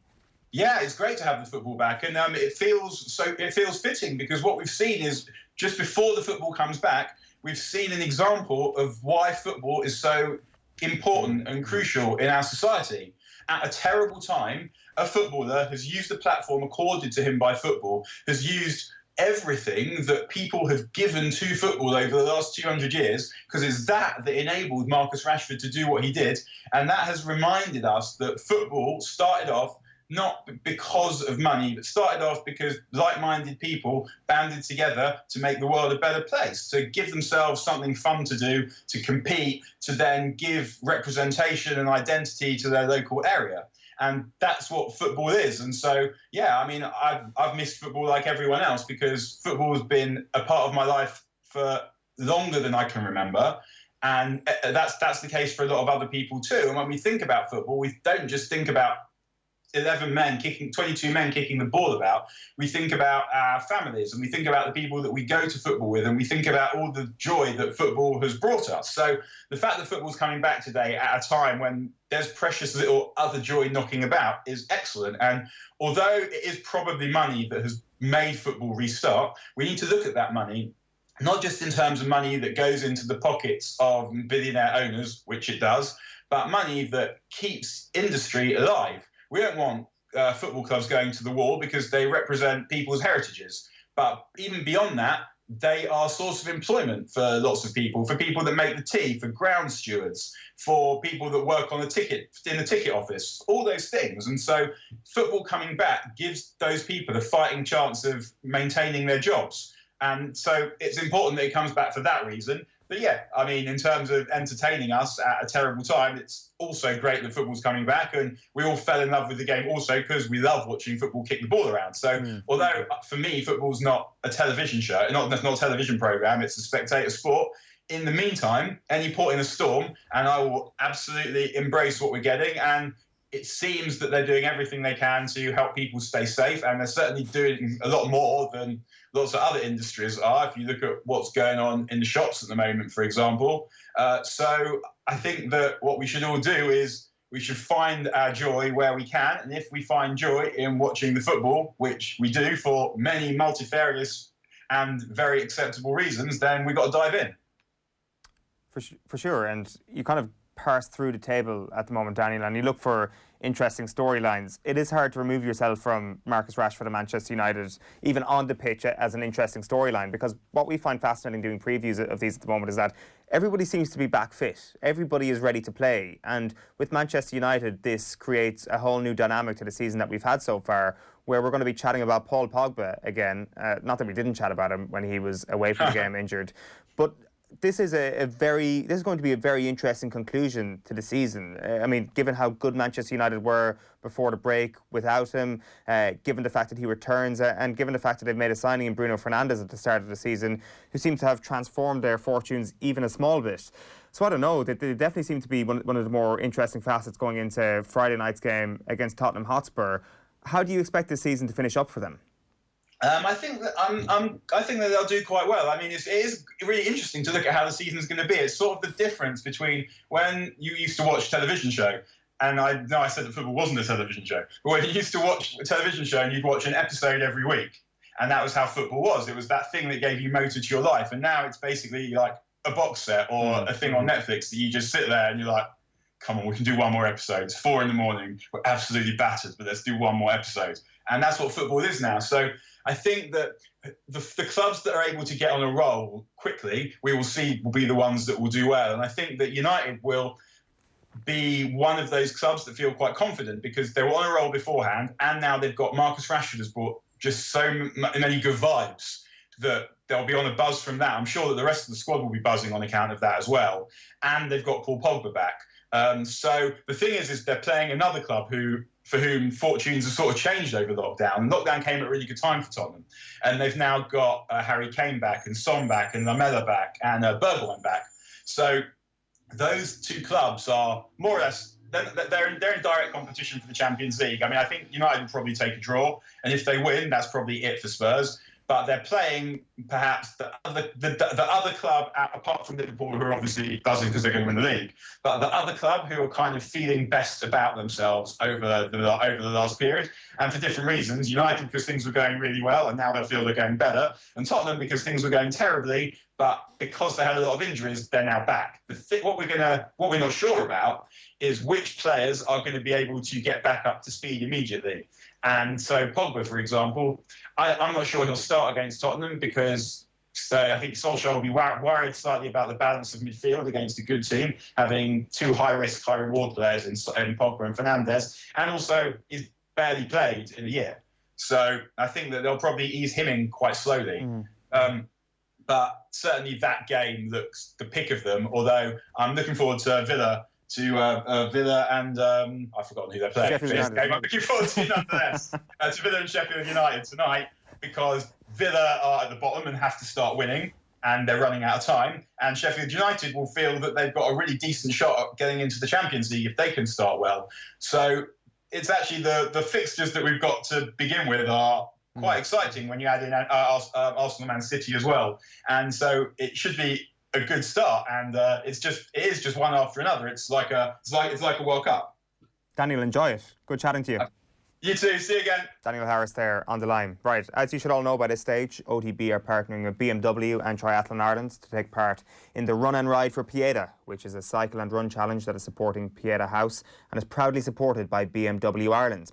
Team OTB are in the middle of their 6-week training programme, which will culminate in a live broadcast of the duathlon on our sports breakfast show OTB AM on Friday 17th of July. And you can join in too. Over the coming weeks, we'll bring you through our training schedule and we'll give you insight from running and cycling experts. We'll also have weekly prizes to give away courtesy of both BMW and Triathlon Ireland. This morning, we're giving you the chance to win a BMW Triathlon Ireland running kit, including a running top and shorts, baseball cap and jacket. To enter, just let us know how your training is going. Send us a screenshot or link to your run or cycle. You can upload it through Strava or however you like. Just prove that you've done the run or cycle and send it to us at OTB. Tweet us, comment below, DM it or WhatsApp us at 087 9180 180. That's 087 9180 180. Right, Oracle. They're the Galway-based sports performance company. They've played a crucial role in the return-to-play plans of the Premier League, and their CEO, Brian Moore, joins us next on OTB AM. But before that, let's hear from Dan Mcdonnell on the future of the League of Ireland from last night's football show. Yeah, I mean, I guess it wouldn't be a surprise to people who've been following this story that Garrett Kelleher is not impressed with the FAI hierarchy, because arising from meetings that have taken place, and a particular meeting last week on Friday, there was a lot of scrutiny on it, and certainly, within minutes or hours of that meeting finishing, a strong line coming out of it was that it had been quite fiery in parts, and Garrett Kelleher had voiced his disapproval with the FAI board's performance. So, would he be about the strongest critic at the moment across the league? Well, I mean, he's committed his views to print. I mean, I can't speak to what every board member of every club has said in a private environment or in the course of the FAI meetings. I mean, we've got the lads on the line there, who will be aware that there's a variance of views that would exist. I mean, there would be clubs, I think that would be cast in the sceptical category, although that might be harsh because that suggests that they're deliberately choosing to be sceptical. But clubs who aren't convinced about the FAI's return to play package and need a bit of work to be convinced to come back, and there's no doubt that St Patrick's will be prominent amongst them. But also, I think Sligo Rovers need to be convinced. I think Finn Harps probably need to be convinced. Cork City need to be convinced. Waterford's position is complex, but they have concerns. But even clubs at the top who maybe really want to come back to play don't believe that the FAI offer as it exists at the moment, the compensation offer at the moment to come back to play, is good enough. And that's basically because the offer that's on the table after 3 months of, well, maybe we'll make money from this route, or there'll be external support from that route, that the compensation package that's been presented thus far is really monies that was coming to the clubs anyway through prize money or UEFA solidarity money, being pooled and distributed to them earlier. Like it's money that's coming their way eventually. It's not new money as such, and there would be a range of views as to whether the FAI hierarchy have performed well enough at this point relative to maybe some of the comments they made in the press, which suggested the offer was going to be better. Dan Mcdonnell there on last night's football show. The full piece available now on youtube.com/offtheball. Right, delighted to welcome Brian Moore, co-founder and CEO of Oracle, back to the show. Brian, how are you getting on? Very well, thanks, Owen. How are you? Not too bad, thanks. So we're here to talk about the return to play and sport. How have you been helping out? What has your company and your data been accomplishing? Well, it's certainly a very interesting time in sport. Obviously, that's secondary to everything that's going on in the world, and what a desperately sad the global impact of COVID. For a sporting context, there are challenges around safe return, whether that's transmission of the virus, but also the impact of the virus. So we're a sports and data science company. We look after some of the best athletes on the planet, and we were approached by one of our clients, Newcastle United, to say, okay, look, how can we practically help? And we built them a C19 symptom tracker on a progressive web app to help them to monitor the squad. So in terms of any symptoms they may have, their temperature logged every day, fever, shortness of breath, dry cough, sore throat, or the loss of smell or taste. So we built this progressive web app for them, and that was very well received. And then Dr. Catterson at Newcastle introduced us to Dr. Iqbal, who's the chairman of the Premier League Doctors Medical Committee, and he took it on for his club and recommended elsewhere. So it's been a different time, but also a busy time for our team.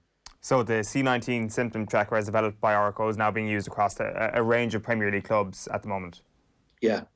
It's part of the daily return to play protocols. So your listeners might have seen it's very comprehensive in terms of what can happen. It was a staged return.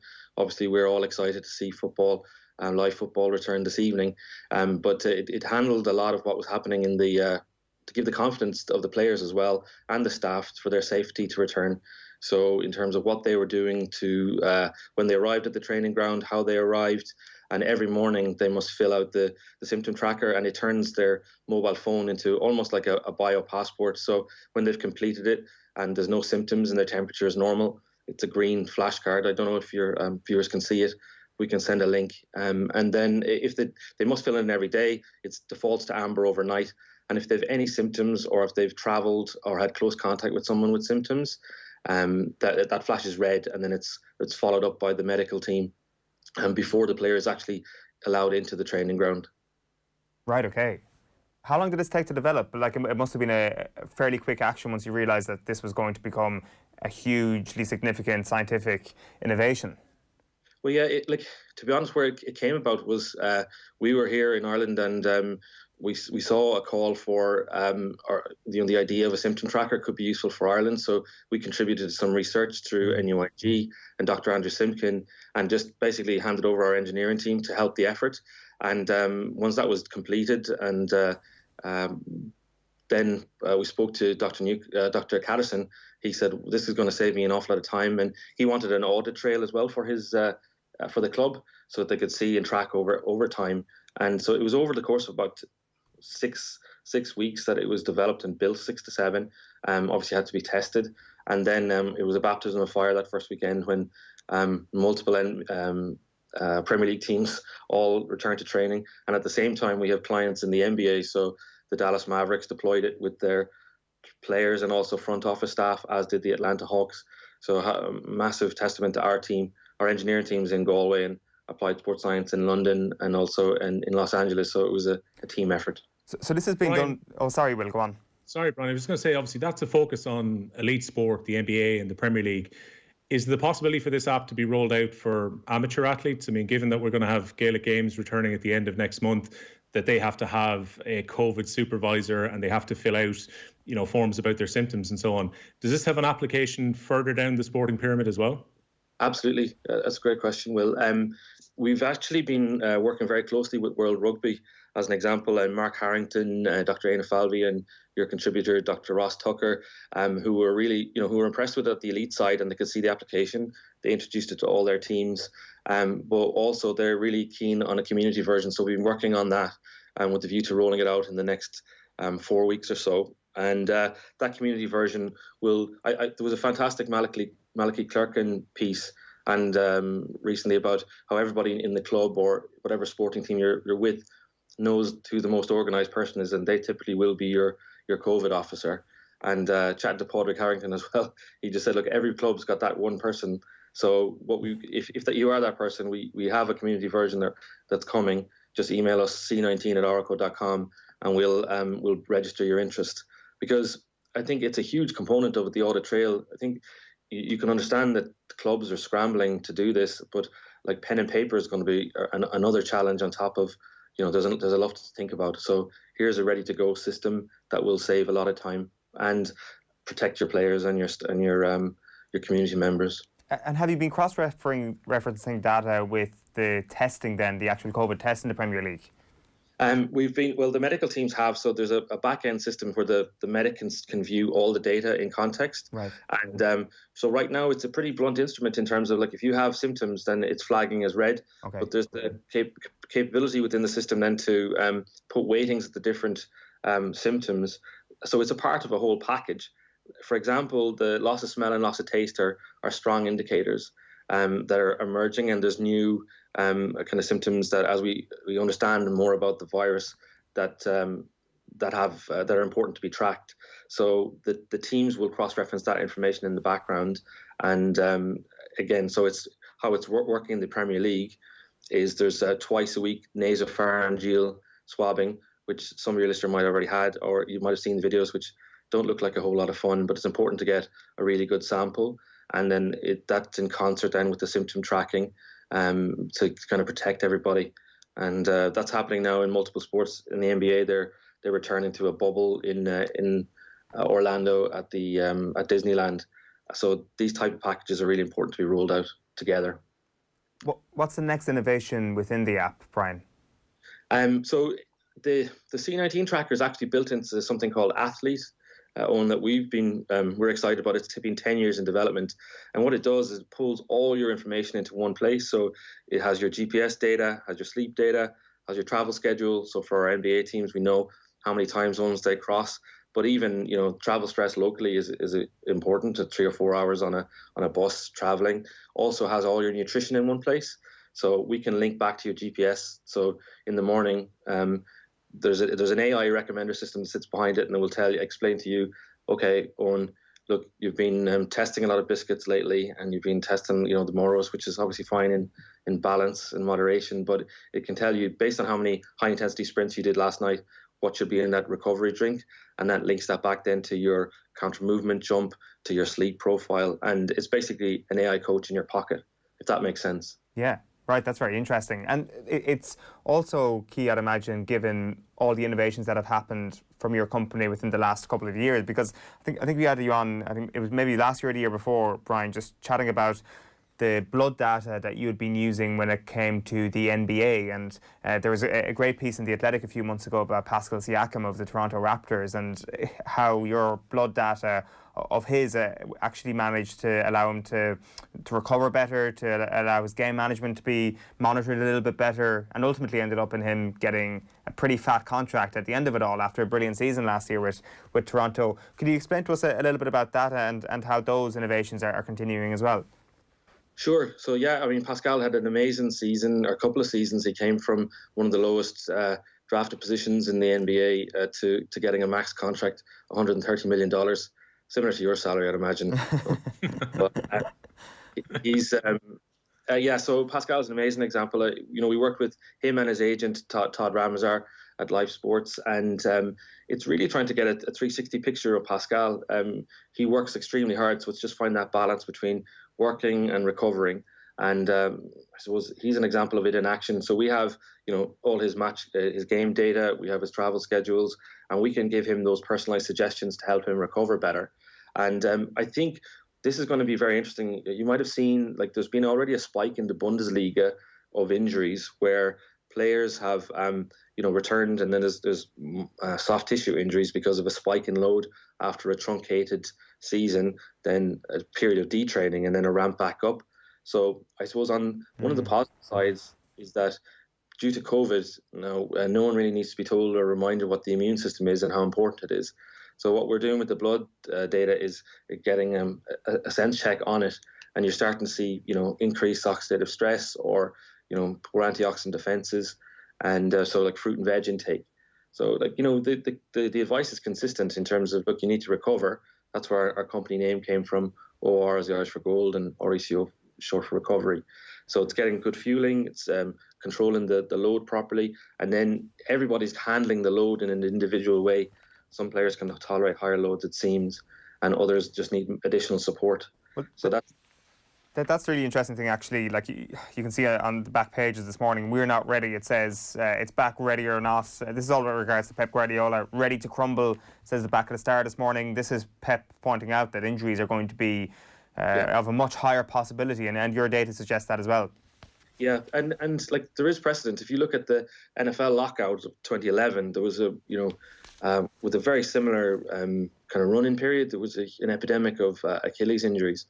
So it really is a concern, and the medical staff and performance staff are working double time because, again, they typically would have more time with the players. They can build in contact training, and it is definitely challenging. But so our tools would be a part of that.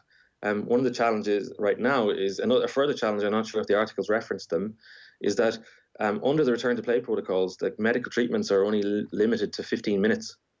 So not only have you less contact time with the player, you're actually mandated. You can't do your usual treatment protocols with them. The players have to turn up in their kit. I can share with you, we have really nice insights from the medical teams, and some also recent scientific paper, maybe include some links if some of your listeners are interested in them. Because there are real practical challenges, not only limited contact time, limited treatment time.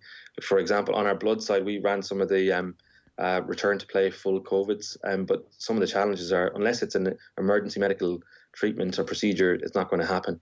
So it certainly is an interesting time, and whilst we all are delighted to see sport coming back, there are really significant things to be taken into consideration behind the scenes.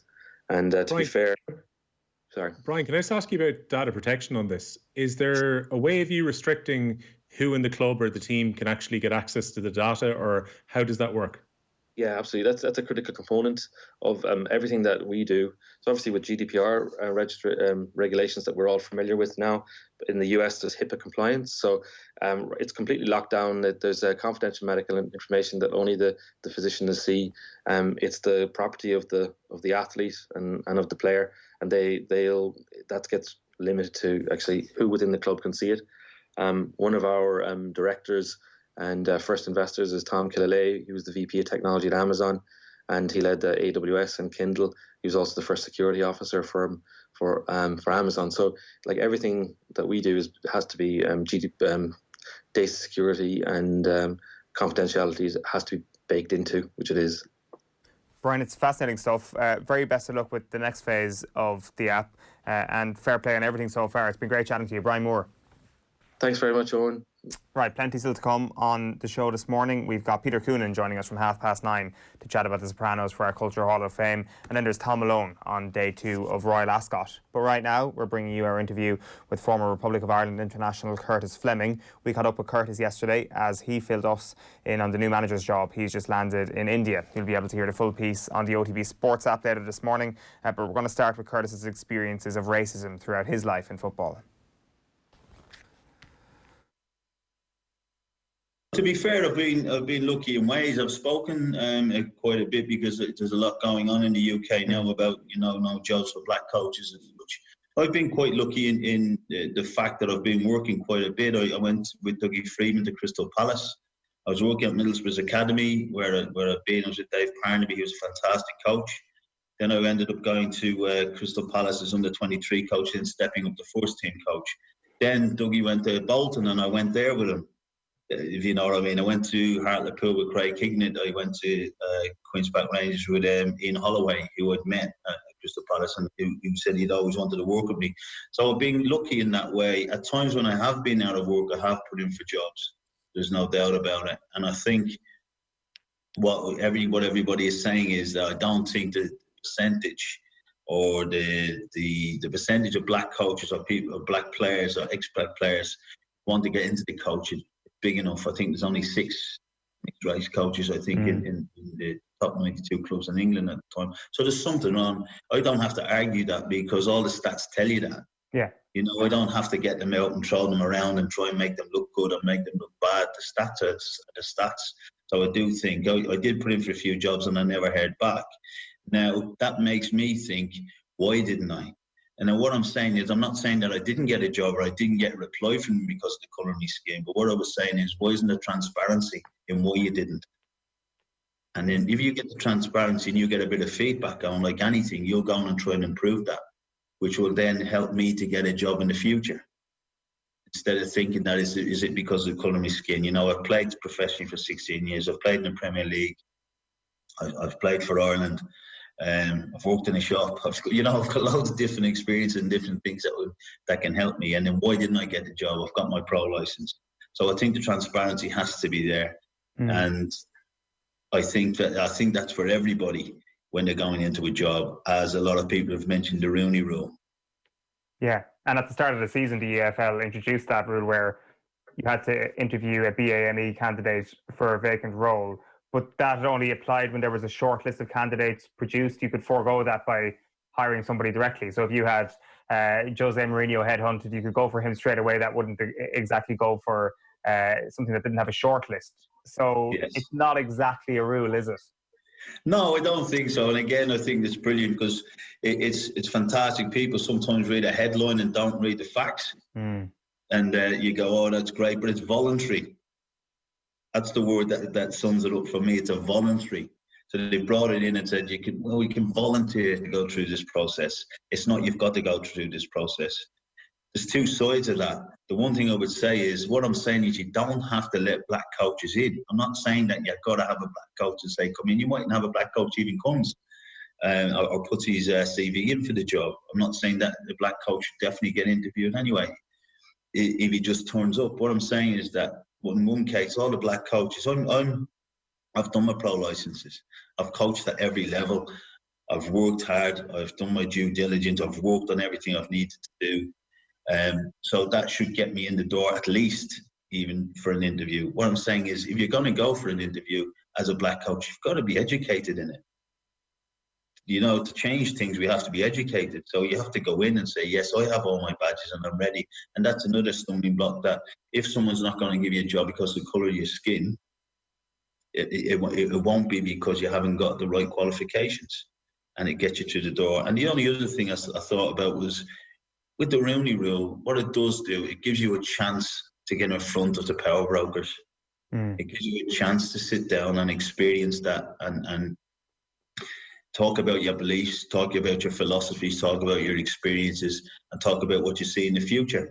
And I don't think there's enough black coaches or even feel the black coaches that they will get a chance to do that. They don't think they can even get through the door. And I think the Rooney Rule will let you get in the door, and then it's up to you. It's up to you to get to work your magic and win that kind of contract that you really want. It's not even a quota of jobs. It's an opportunity. It's fairness of opportunity. That's what it is. In terms of attitudes then, how do they need to change? We can talk about the Rooney Rule and how much that could do in terms of maybe forcing the hands of owners who may have inherently overlooked candidates from certain minorities. But when it comes to the attitudes of people towards BAME coaches, how difficult will that be to change in your view? I think at the end of the day, everybody has said it is improved in ways, but it hasn't improved quick enough. And I think if people say it's improved a little bit, it becomes complacent. And then when it becomes complacent, it becomes an excuse. Because complacency is an excuse. Complacency is, we're working hard and you wouldn't believe we're up 1%. And it gives you a chance then to not work. It gives you a chance to sit back and say, okay, we've made a difference. But have we made a real difference? So I think we've got to keep pushing on. The biggest thing I find and the biggest frustration for me is that I went to, and this is 5 years ago now, I went to the House of Commons and I gave a personal testimony for show races and red card, and a meeting with ex-players, school teachers, some MPs, and just talking about why I got involved in it, into show racing red card, and share some personal experiences. But what I heard when I was down there and we were talking about football, there was a meeting after and we were talking about football. The biggest mantra coming out of it was there's no jobs for young black coaches out there. And it annoyed me because I wanted to say, well, if we keep saying that, and I'm a young black coach listening to this, I'll go off and play snooker, or I'll go off and do something else, because you're telling me there isn't a chance for that. What I'm saying is there aren't the jobs there, but we got to educate ourselves and we will get better and we will push on. I'm telling you now, it's going to be unbelievable. There's a black kid in America now who thinks he can become the president of America because Barack Obama was. That's what it is. Do you know what I mean? That's what I mean. We've got to break that kind of glass ceiling. So the biggest thing I would do, especially in the UK, I would blanket the grassroots. I would blanket grassroots and go in and ask people, get them on courses, ask them what they want, what's they achieve. They love football. Like you talk about it every day. I talk about it every day. We probably talk about it if we weren't doing this. We sit over a cup of tea, we talk about because we love the game. So get down to the grassroots and spread the word that everything you want to achieve is achievable in the game. And then I think you've got to look at every level above that. And every level that you jump, can you see someone that you can associate yourself with? And if you can see someone that you can associate yourself with, they're positive role models. They're role models that you think you can be. And then the biggest one for me is that when we get to that final, turret, the glass ceiling, can we get in there? And so a lot of the times I don't see people who look like us. I don't see people up there. I don't see a young Irish guy who's got loads of ideas in there. I see a guy, I don't see a black Irishman. I don't see an old guy, red hair and a grey suit, protecting what he's got. And maybe the change will affect what his lifestyle or whatever. So when you're looking right up, I don't think you see enough people to kind of give you that role model and that confidence that you can reach it. Right. And I think it's almost a combination of the two, the role models and the systemic changes that are required. It's interesting. It's a really interesting point getting into that if you make that comparison between a young black person in America now has the belief to become president of the United States. Is the same? Can the same be said in the Premier League after Chris Hughton being a success in the Premier League, for example? It doesn't seem that much has actually changed or accelerated even over the last 5 or 6 years. Maybe I'm wrong in thinking that, but if I'm not, why is that? Well, I think you bang on, because at the end of the day, it shows on. You took your perceptions from that because of what you see every week. You look at the Premier League, you spoke to Premier League players, you look at the Premier League games. You probably, more of the infrastructure and what's happening at the grassroots instead of the guy who just sits and looks at a match. And support his team and then goes off. You're educated in it. And at the end of the day, Chris Hughton gave me hope when I was living in Ballybock, because Chris Hughton was the little black full-back with the little afro, and I was thinking, I'm a little black full-back with a little afro. And I'm not saying that I was worried or I was thinking there was no chance, but wow, what a positive role model, that somebody that looks like me can get there and can do that. And I think he's the same with coaching.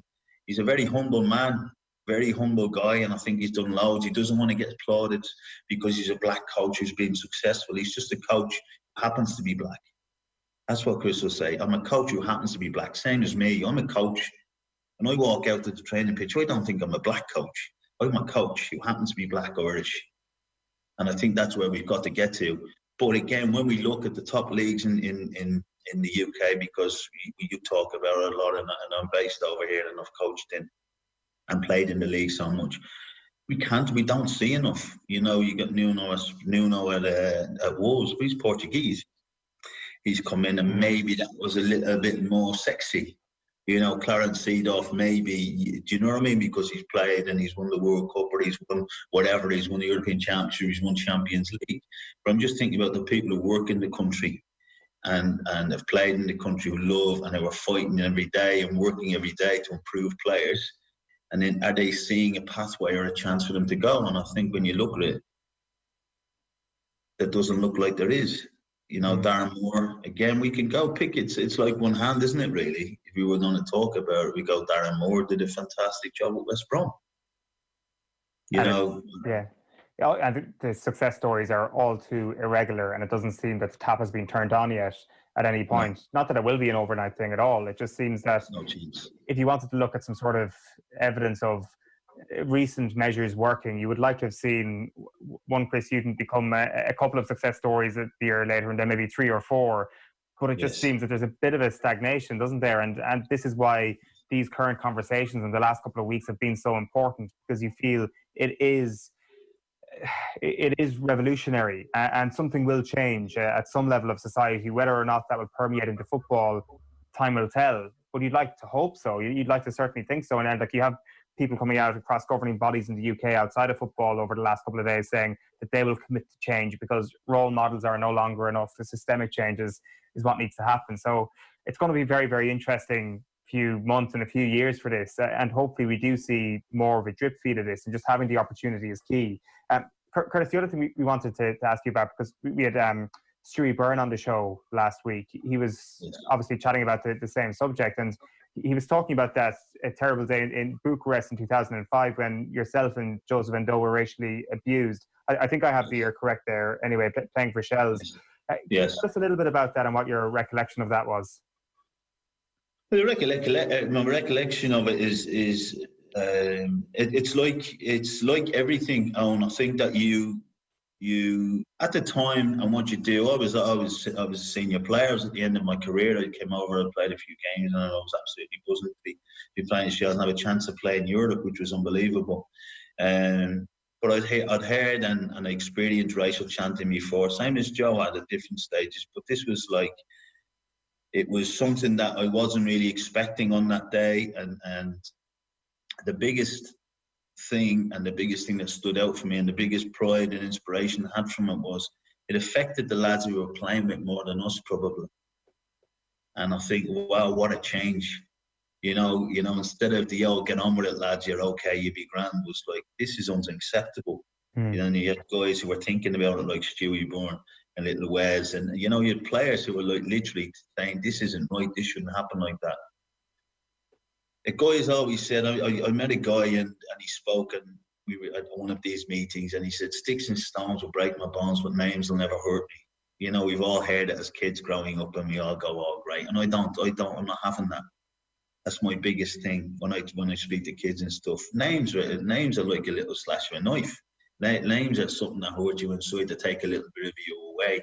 And I think on that day when Joe was playing in this game, you're hearing monkey chants. Please don't tell me it doesn't affect you.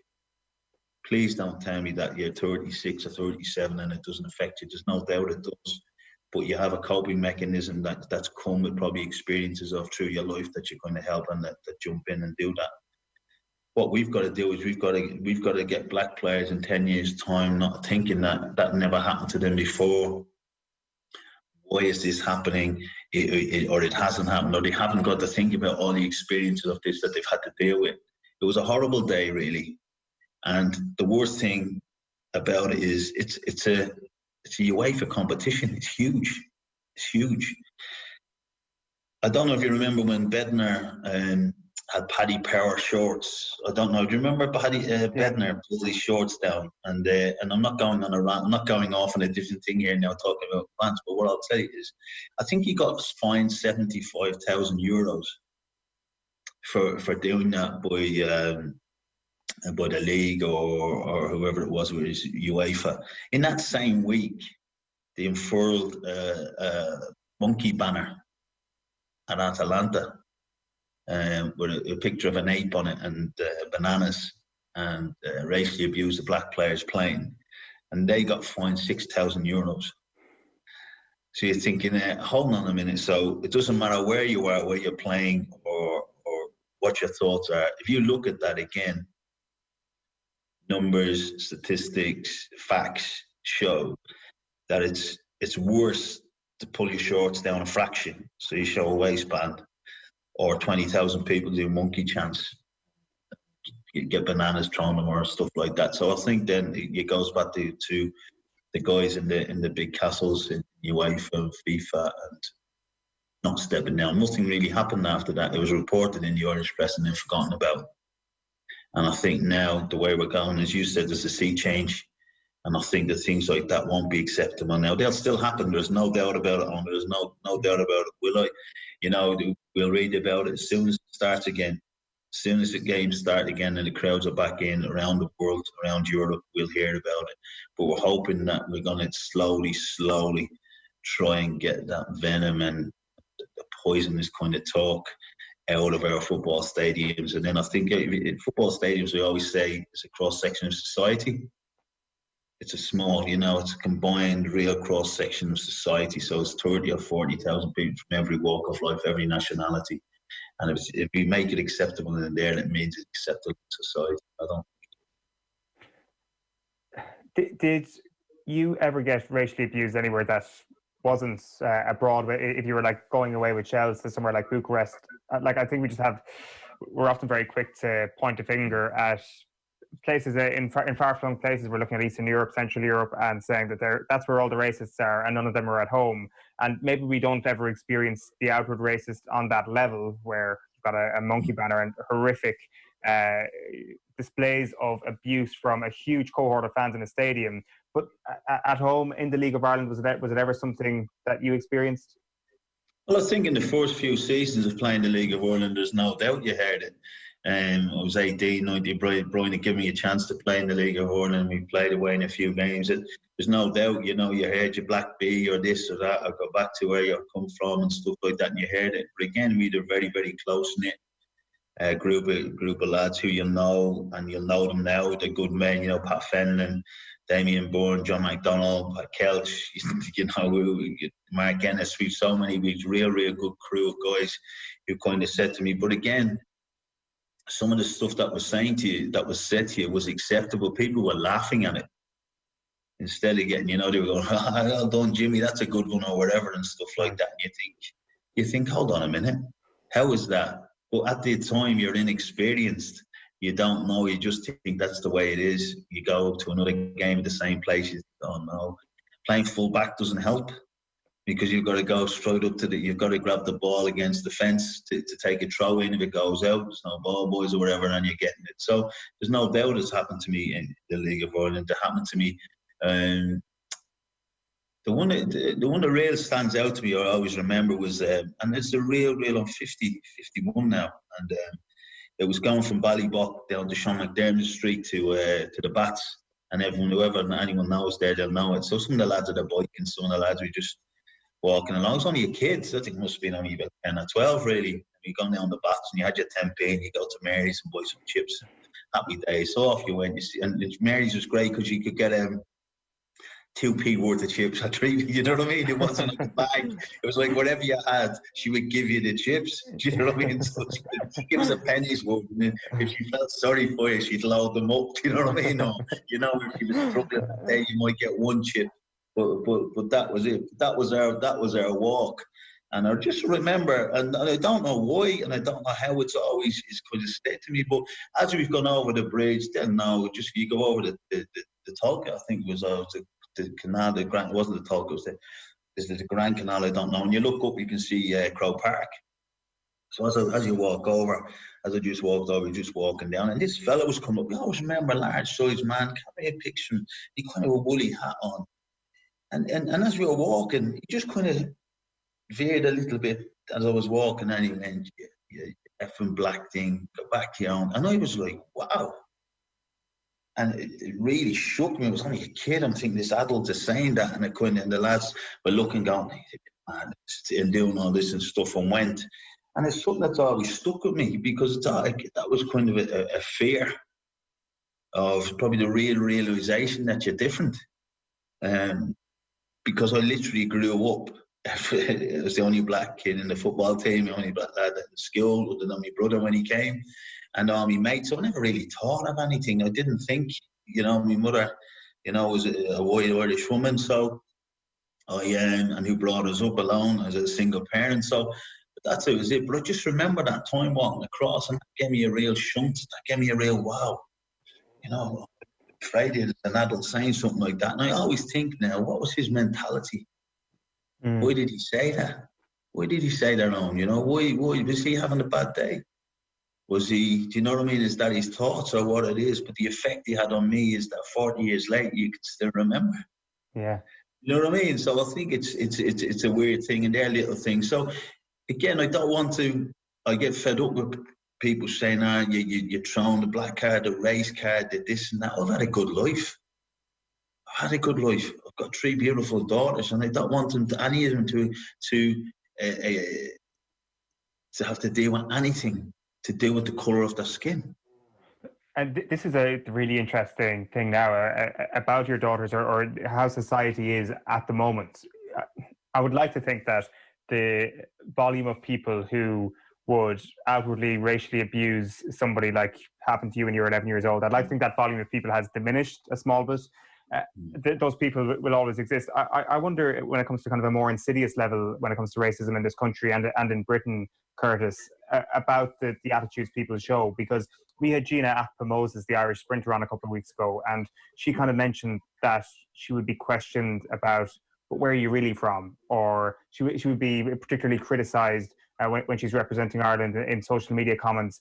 And those sort of really nasty comments that are outwardly racist, don't get me wrong, but have perhaps less of a violent touch as happened to you when you were 11 years old. My worry is that there is still a lot of this in society. There's no doubt about it, but I think it has to be education too. I think that people think sometimes it's acceptable to ask these questions. You know, people say to me if I'm walking in Dublin, get yourself back to where you live. And I'm from Ballyball, I just live down the road. Do you want me to go there? Do you know what I mean? Where do you want me to go to? And what makes you think that I'm not from here? Do you know what I mean? What makes you think I'm not from here? And I think it has to be education, and I think it's speaking about it and getting it out there. That I'm very, very proud Irishman. I've always been. Anyone that knows me knows I'll have the passport out. You know, don't even think. Do you know anything? You know that's what it is, and I'm very, very proud. And the worst thing is that I'm 50, and what age is the sprinter girl? She's Gina's 2021. 21. So see, it's 30-year difference, and it's people still making comments about it, even with the diversity in our population now that wasn't there when I was there. People are still making these comments. I think it's something that we have to, whether it's you, whether it's me, whether it's schools, when the different generations, we have to educate people that's, you know, to have a society as we do, we've got to have all the different, you know, colours, nationalities. It brings vibrancy, it brings life experiences, it brings taste, it brings, you know, joy. There's so many things. People are trying to drive these divisions in, and, you know, at the moment, Black Lives Matter has kicked off. If someone said to me, all lives not matter, I'm saying, of course they do. Of course they do. We saw the black guy pick a white guy up in the riots in England over the weekend because he saw a guy in trouble. It happened that he was a white guy and he helped him. So all lives do matter. What we're saying is that there's more chances in the workplace, there's less chances in the workplace for black faces and black coaches to get arrested, to get stopped on the street, and in America to get shot. You know, this has really kicked off, and this has been, my daughters asked me to go to a 9-minute kneel last week. They wanted to. My 15-year-old said, I want to go. And that's getting back to your point initially. It's really grabbed their attention, and they're investigating it, and they're saying, why did that happen and how did that happen? And this is the sea change, I think, that's coming, because these are the next generation. It may not happen in the next 10 years or 20 years, but by the time my daughter is 40 or wherever, I think that hopefully there will be huge changes, and things that happened to George Floyd, you know, won't be happening as much on a regular basis. They will happen, because, as you said, there are always going to be people who have those thoughts and those feelings. We can't get rid of them all, but what we want to do is we want to class them as the minority and let people know that they're the minority. OTB AM. This is OTB Sports Radio. The Saturday panel on Off the Ball. There's a growing hostility towards cyclists. We're somehow seen as a nuisance, when in fact we're just people trying to get to work. I've never ever gotten one bad word said to me about my sexuality, or from the opposition, or from, actually in one bad time, the girl was marking me so tightly, I was like, I have a girlfriend. I'm not the person I was 10 years ago, and that doesn't worry me. I know I can play good enough golf. Don't miss The Panel, every Saturday afternoon, only on Off the Ball. Cartilage and bone health are important for keeping the spring in your step. Joint Ace, from the nutritional experts at Vitabiotics, is uniquely formulated with glucosamine, vitamin C and D, and copper to help maintain healthy bones, cartilage, and connective tissues. Ideal for maintaining an active lifestyle. Keep a spring in your step with Joint Ace in your local pharmacy, in store, and online. OTB AM. You're welcome back. So this Friday at 12 p.m, we'll be giving you another chance to win €1,000 in our brand new game show, Know Your Football. The prize fund has been reset after we had our first winner in last week's game, who walked away with a handy €2,000 after answering all 15 questions correctly. You can register at the following link, quiz.otbsports.com. That's quiz.otbsports.com. Simply log in just before 12 o'clock on Friday afternoon to play along. Know Your Football is brought to you in association with Paddy Power. Check out paddypower.com for their great offers, and always gamble responsibly. Right, Thom Malone, a very good morning to you. Hi Owen, how are you? Good. Oh, you've upgraded. Do you have a suit for every day of Royal Ascot, or is I presume this is a different one from last week? It looks like a different jacket. Yeah, no, it's different jacket, different tie, different pocket square. Yeah, I figured, I've started this. I'm kind of committed to it now, haven't I? I mean, I think it would look kind of ridiculous. I don't know which looks more ridiculous. So, sitting here on your own in your house in the morning in a full suit, or just dressed normally to talk about Royal Ascot when we can't go. And did the top hat come out at all yesterday? I don't have a top hat, but I did get quite a few questions about where it is. So the quest is to source a top hat by the end of the week. Very good. Well, we look forward to Friday's OTB AM, but we're setting that as the deadline for top hat Thom Malone. Talk to us about Batash yesterday, Thom. We said yesterday that the jockey Crowley had said that if Batash manages to run at an absolute A game, nobody is going to beat the horse. Is that basically what happened? I'm not even sure he kind of had to be at his A game, to be honest, he just set the most incredible speed fractions throughout the race. He's just, I mean, even Jim Crowley was very much a passenger, not the driver, really. When you look throughout the race, he was he had his feet forward, as Jason Weaver said. He had his feet in the dashboard and was just holding on for dear life. And there's a complete row. Can you see that row going on behind me? The two dogs are going absolutely. We've got a kind of an audio feed going on there with a tail wagging in the air. They're just over my shoulder, yeah. Oh wait, there we go. That is exciting. They're actually killing each other. Who needs the Premier League back when you've got Thom Malone's dogs fighting in the background?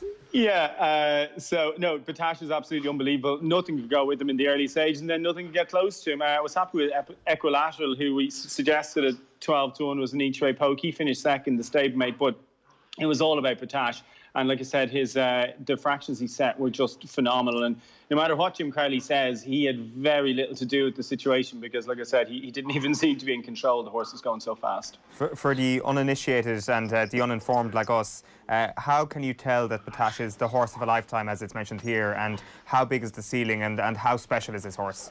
Well, like I said yesterday, Ascot wouldn't be his ideal track because he's so quick. I mean, Ascot as a track would generally favour horses with a little bit more stamina in this side. But this horse is just the most phenomenal natural speed. The going yesterday was on the soft side of good, all the jockeys reported. It was officially good to soft in places, and he still managed to run, I think, the 5th quickest King's Stand time ever. And you'd consider some of those times would have been on lightning fast ground with slight tailwinds and all sorts of things going in their favour. And, you know, despite that, and again, to run a fast race, you need other fast horses around him. He didn't really have that. Like, he'd hit the bid, who's not the most spectacular, but nothing kind of went up to take him on early. And and like I said, he just went, and there's absolutely nothing kind of Jim Crowley or any of the other horses could do with it. And then by the time Jim Crowley said, all right, just let go of him, the race was absolutely done. And at the race, in fairness, have a sectional breakdown of the race, and they're kind of colour-coded like a traffic light system, and his are just red the whole way throughout. Right. He's going that fast. The Queen Anne was the race of the day, though. Yeah, well, brilliant. The horse you mentioned Terabellum and Ryan Moore then on board Circus Maximus. They just got into the brilliant battle in the closing stages, and Circus Maximus, they kind of just toughed it out. He's a brilliant horse. He's ludicrously well bred by Galileo out of a mare called Duntle, who actually are funny. It's a Terabellum's dam and Duntle actually raced against each other. And Duntle came out in top in their own careers. So the two sons battled it out, and Circus Maximus came out on top. And look, he's followed the likes of Frankel and Camford Cliffs in winning those two races back to back as well at Royal Ascot festivals. The Prince of Wales Stakes today is the big one, Thom. Yeah, looking forward to Adieb. The more rains that falls, the better. Japan is your favourite for Aidan O'Brien. He's actually a full brother to Mogul, who ran deplorably yesterday. But I think Aidan O'Brien gave us a little clue on TV. He was interviewed just before Circus Maximus's race, and he was delighted with Circus Maximus because the horse got in his toes. And he said, "Oh, what about Mogul?" And he said, "Oh, he's just ready to start." And in Aidan O'Brien code, that means not fully fit yet. And in fairness to Mogul, looked huge. So I wouldn't be surprised if Japan, who's a naturally burly horse, is a little on the undercooked side for today as well. So for that reason, I'll be with Adieb, who's won over course and distance in the past, and loves the rein stuff and going as well. Probably doesn't get the love he deserves, but around about 4-1, I think Adieb's a cracking chance. Very good. Any other tips for today, Thom? Yeah, looking forward to the rest of the day. It's an intriguing kind of day's racing because it's not the same normal Wednesday. There's only actually the two group races you've got like Adieb and the Prince of Wales, and then earlier on the card as well. But before that, the first time it's ever been run, the first race of the day, it's a Silver Cup, the Royal Hunt Silver Cup. So they basically divide the handicap in two, and the lesser horses have run in this. And one I quite like in it is a horse called Maidani, who's just got the most incredible pedigree. But again, it's another situation of what's gone on this year because they've relaxed rules about handicapping horses. So normally you have to run a horse 3 times to get a handicap mark. But because of the compacted season, they gave this guy a handicap mark after 2 runs. Now, this fella is if this fella was a footballer, like he's absolutely the most incredible pedigree. But he's by a horse called Dubawi, who costs about $250,000 a pop. For a cover, and then he's out of attraction as a classical winner. So this fella's a gelding. He obviously hasn't developed as they would have hoped, but he's 9-2. Maidani, number 17 in the first, and like I said, he's a horse who's definitely on the up, and he's made the most of just the kind of loopholes and rules that have been in play because of the compacted season. So he's won in the first. Elsewhere, a horse in the first 2-year-old race of the festival as well is the Windsor Castle. So looking forward to seeing how Chief Little Hulk goes for Aidan O'Brien. But definitely in that one would be a horse called the Mighty Gurkha, number 8 in your card there. Holly Doyle rides for Archie Watson. Couldn't have been any more impressive on debut, albeit that was in the all-weather. So definitely be looking at him. And a couple of others I've looked over the Royal Hunt Cup a couple of times. It's a very difficult handicap, and I've written down 4 horses and then drawn a line through each one of them. So I'm probably just going to leave the Royal Hunt Cup for the moment. In the 150, I do like a horse called Russian Emperor, though, from the Aidan O'Brien yard. He's a 3-1 shot. Ryan Moore on board. Looks like he'll come on for it. He was beaten by his stablemate the last day in Leopardstown. That was only a few days ago.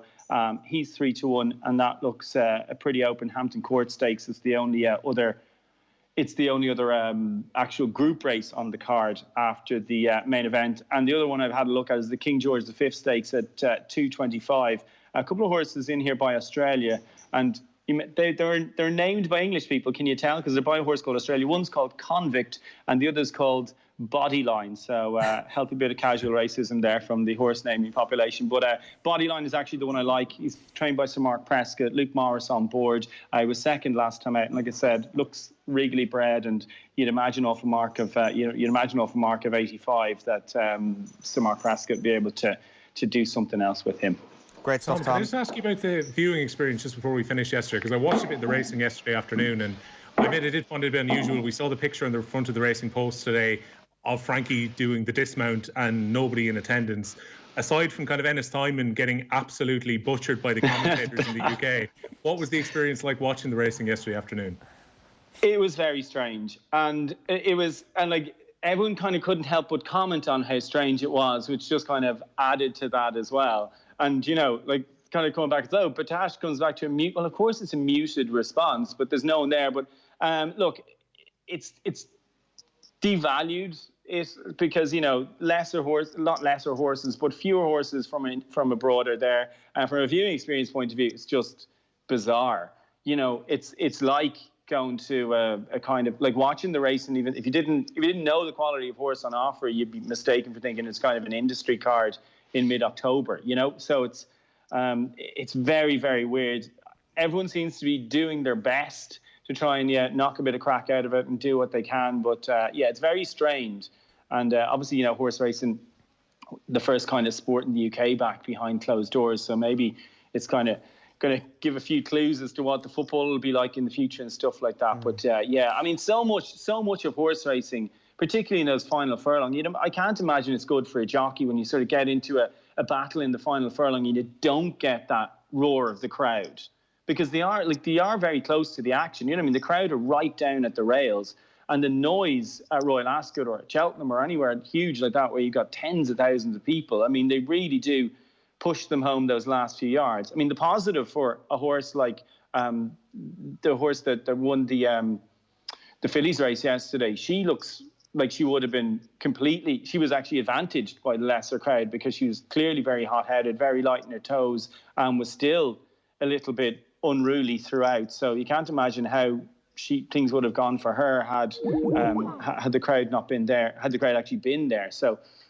intriguing to see how it pans out over the next couple of weeks. For horses, it's probably a slight advantage. For jockeys, I think it's a disadvantage because even the likes of Frankie Dettori, I think one of the photographers just shouted at him, so that's why he did the flying dismount and gave him the picture. But he'd said previously that he wasn't going to because there was no one there to do it for. How was Ennis Diamond slaughtered on television yesterday? I didn't hear it. I mean, there was about 4 different versions, Will, but Ennis Diamond, I think, was the worst. But no one got even close to Ennis Diamond until about an hour after the race, when obviously all the presenters got murdered on Twitter. And I think Kevin Blake, by the way, came on, even though he had gotten it wrong himself when he covered the horse run in Leopardstown earlier on in the year. So, but he certainly he piled in too, which is great to see. You know, it's great to see everyone just pile into the English on Twitter like that. Thom, good stuff. Enjoy the racing. Chat to you tomorrow. Thanks, guys.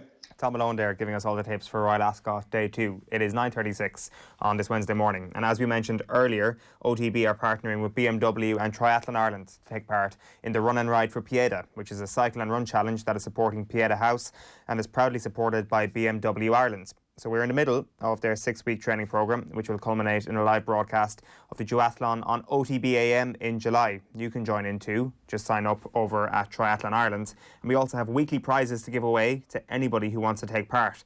This morning, we're giving you the chance to win a BMW Triathlon Ireland running kit, including a running top and shorts, baseball cap and jacket. To enter, just let us know how your training is going. Send us a screenshot or a link to your run or cycle. You can upload it through Strava or however you like. Just prove that you've done the run or cycle and send it to us at OTB. So you can send it to us on Twitter.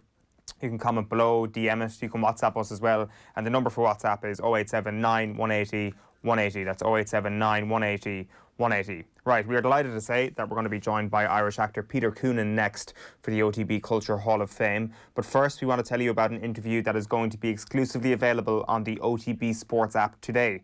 It is the duo that you didn't know you needed. We've got Brian O'Driscoll and Jamie Dornan together for a chat earlier this week. Enjoy. Where do you stand on the Ryder Cup without fans? I don't think it works. I don't think it works. That is the Ryder Cup. And if you don't have cheering, if you don't have sledging going on, if you don't have a bit of that, sometimes it's a bit over the top in the States. We're probably guilty of it as well, but it does seem it's more extreme over in the States where there's a lot of bustling mid shots. But if you don't have that to rile the players up, you know, I don't think you have the same. It's not the same context of what Ryder Cup has been built on. So I think you're better off pushing it a year if that's the case. And what about the Celebrity Ryder Cup? Definitely go with that. You've got to, at all costs, push that ahead, irrespective of whether there's a real Ryder Cup thereafter. Can we just get it on record here that the only people to win their matches when we were part of the Celebrity Ryder Cup team in Paris. Well, you, me, and Niall Horan, all the Irish people, the only people that bring home the points. The OTB Culture Hall of Fame. Brought to you by Now TV. Watch whatever you're in the mood for.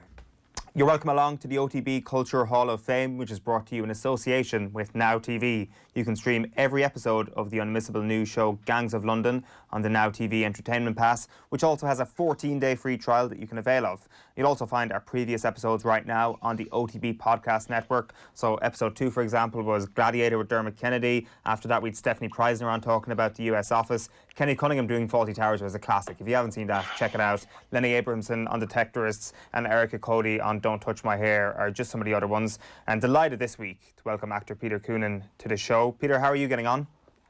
I'm brilliant. How are you? Very well, thanks. We might just start before we get into your Now TV Culture Hall of Fame induction into how life has been for you over the past few months, really. Like how life as an actor, I'd imagine, unless you're heavily involved in animation, I'd assume has been very, very tough over the last little while.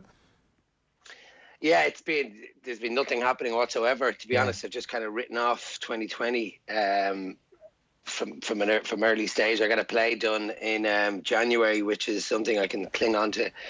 But apart from that, yeah, I mean, I've been able to help my good lady out. She's in the restaurant business, so like she has opened a restaurant last September, Casper and Jim Beanie's in Dunleary, and I've just been delivering boxes for her, like barbecue boxes and different things like that. So it's given me the ability to help her out in this time. So that's been my main focus, you know. Was there a lot that had to be put on hold once the pandemic hit? Yeah, there were some projects that were meant to start in March, and I was meant to be over in June shooting for a few weeks. So an exciting project, but hopefully I'll be able to talk to you about it soon. But yeah, but I mean, you know, not all is lost. I mean, I'm not the only one in this position, so you just kind of have to. I've no overheads. I've no other people working for me. You know, there's a lot of positives to take from the fact that you know, I'm an actor, and it's a bit of a nuisance in a lot of ways, and I know the art is in serious trouble, but at least we've got some kind of a package now that we can look at. There's a slight bit of hope at the end of the tunnel. But, you know, people in a lot worse positions than me, so it's just like minding the kids, helping a good lady with her restaurant and trying to focus on the positive, you know. Is there any hope to be got from the fact that the likes of the streaming services like Now TV, I presume everybody's been a captive audience for the last 3 months. People are watching a lot. There's a lot of eyeballs on content, and that might actually help the economy within the industry to come back a bit quicker? Yeah, well, I mean, I heard a producer I met recently telling me that it's going to be like the Battle of Helm's Deep.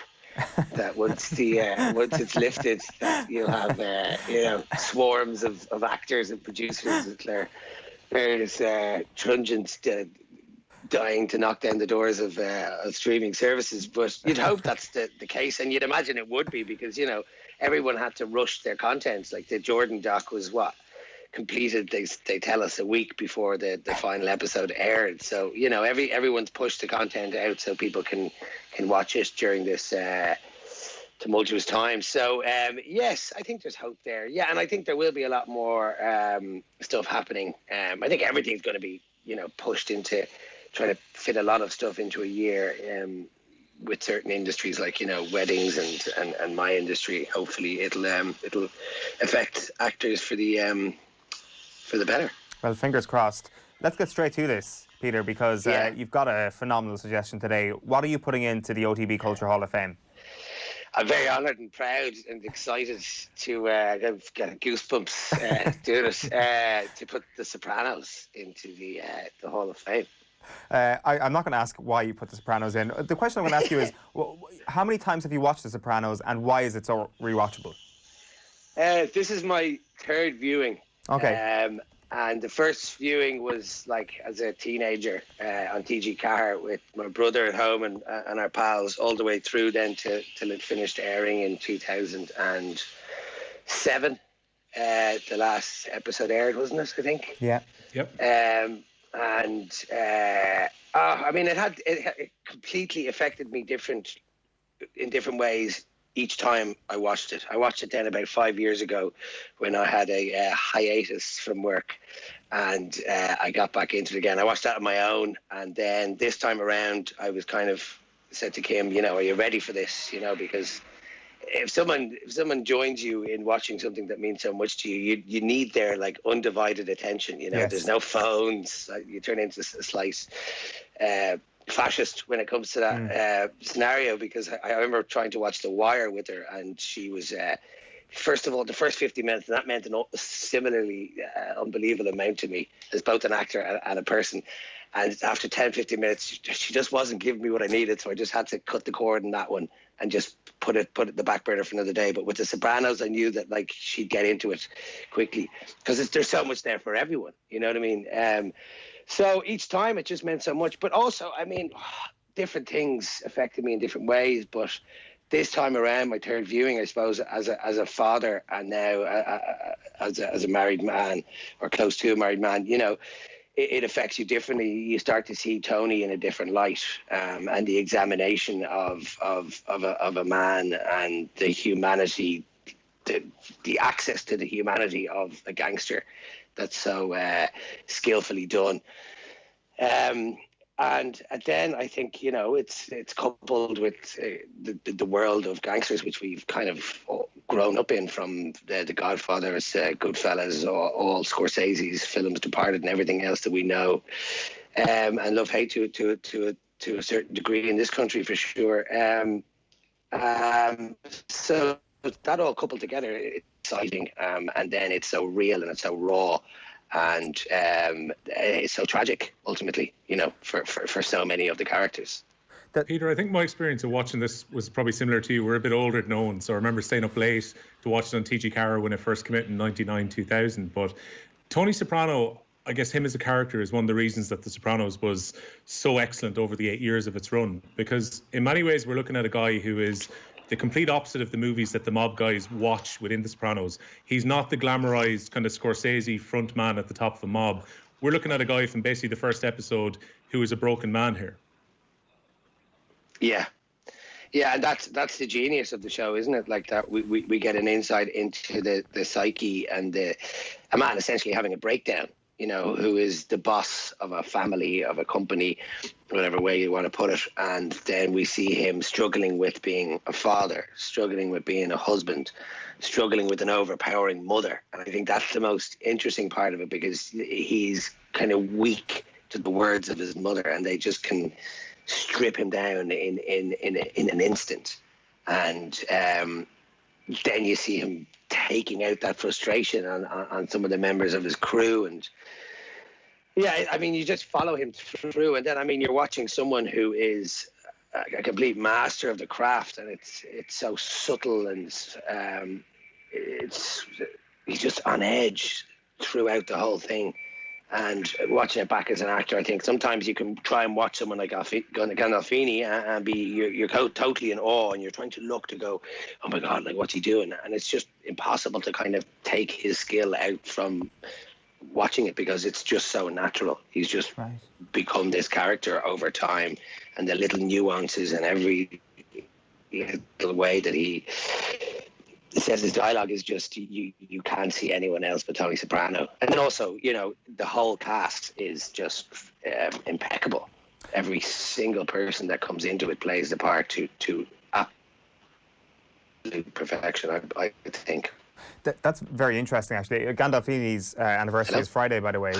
So it's like, we were going to chat about this, and it's interesting that you mentioned the entire cast, but I think Gandolfini is the one to mention, because, as you mentioned, the sort of immersion within the entire character of Tony Soprano, becoming that character.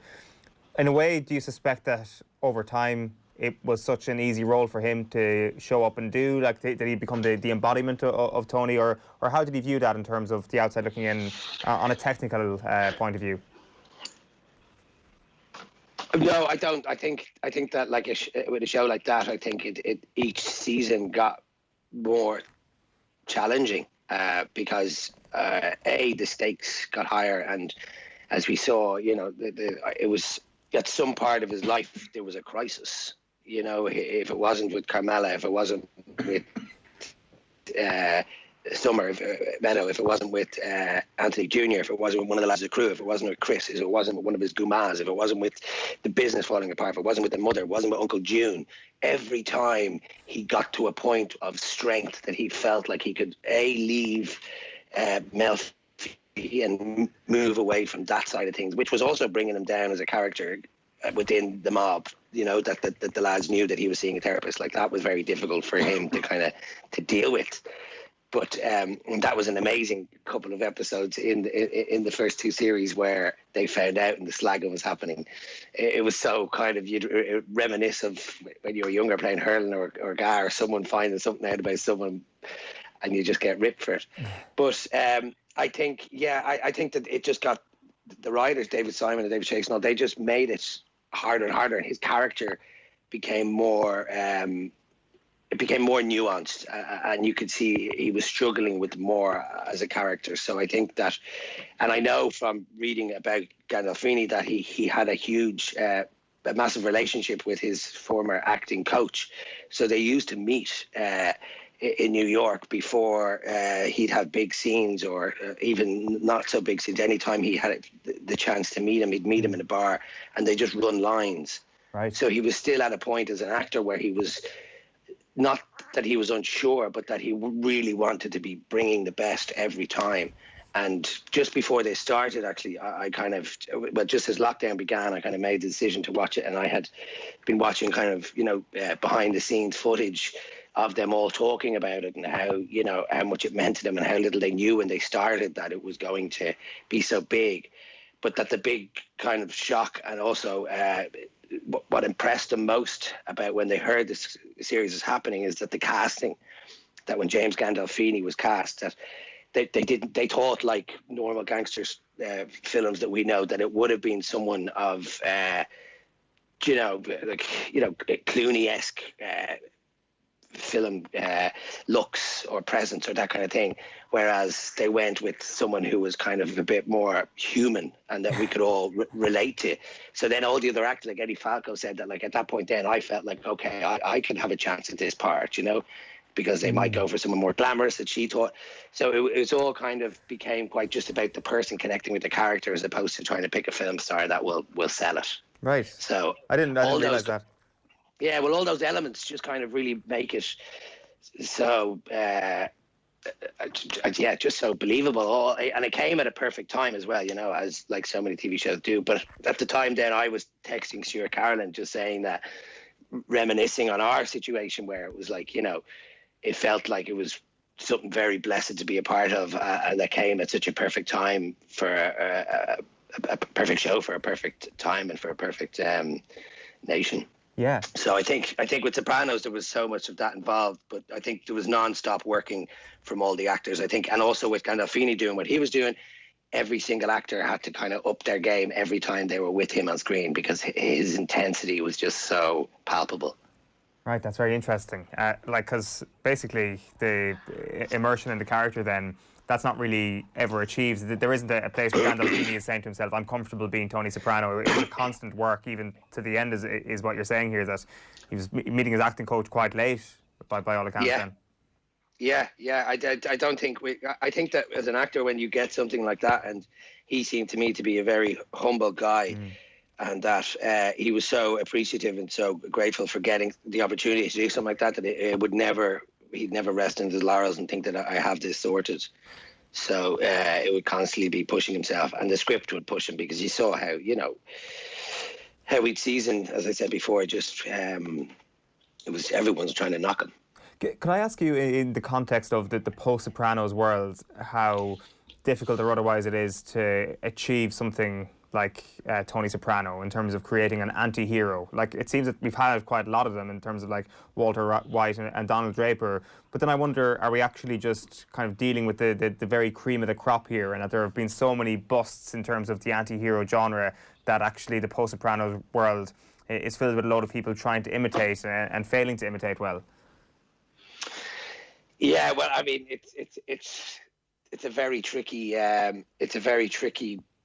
character study to do when something has been done to such perfection and with such integrity. So, yeah, I mean, the Walter White said as well, it's a different character. You just got to throw someone into a different situation and then give them a characteristic that you wouldn't expect, I think, is something that everyone is trying to do, you know. But, yeah, the fact that there's only been 3 ones that we can speak of, I think now it's kind of episodic stuff and trying to create a world and then fitting various characters within that world. But, I mean, like shows like, I suppose... Peaky Blinders have created something with Tommy Shelby there, but I suppose that's not as much the obvious anti-hero, whereas he is just the kind of leading gangster of his time. But yeah, I mean it put TV on a pedestal, and it put characters like him on a pedestal. Like it changed the landscape forever. So to try and emulate anything like that is going to take very, very high standards of writing and show running. Peter, can I ask you about the impact of that? Because in many ways, you said The Sopranos kind of changed the landscape a lot, because previously cinema was king up until the late 90s. Sopranos was HBO's first massive hit. It's always what I associate when I see the distortion in HBO. It was Game of Thrones for a while, but I always think of Sopranos as being the classic series starting with that. It made the ground for some of the things that followed on, whether that be The Wire, Breaking Bad, possibly the other series that people talk about as being right up there with The Sopranos. But The Sopranos actually probably paved the way for a lot of these kind of long-term series, slower-paced storytelling. The Sopranos really opened a door here, didn't it? Absolutely. I mean, at a time when it was all cable TV and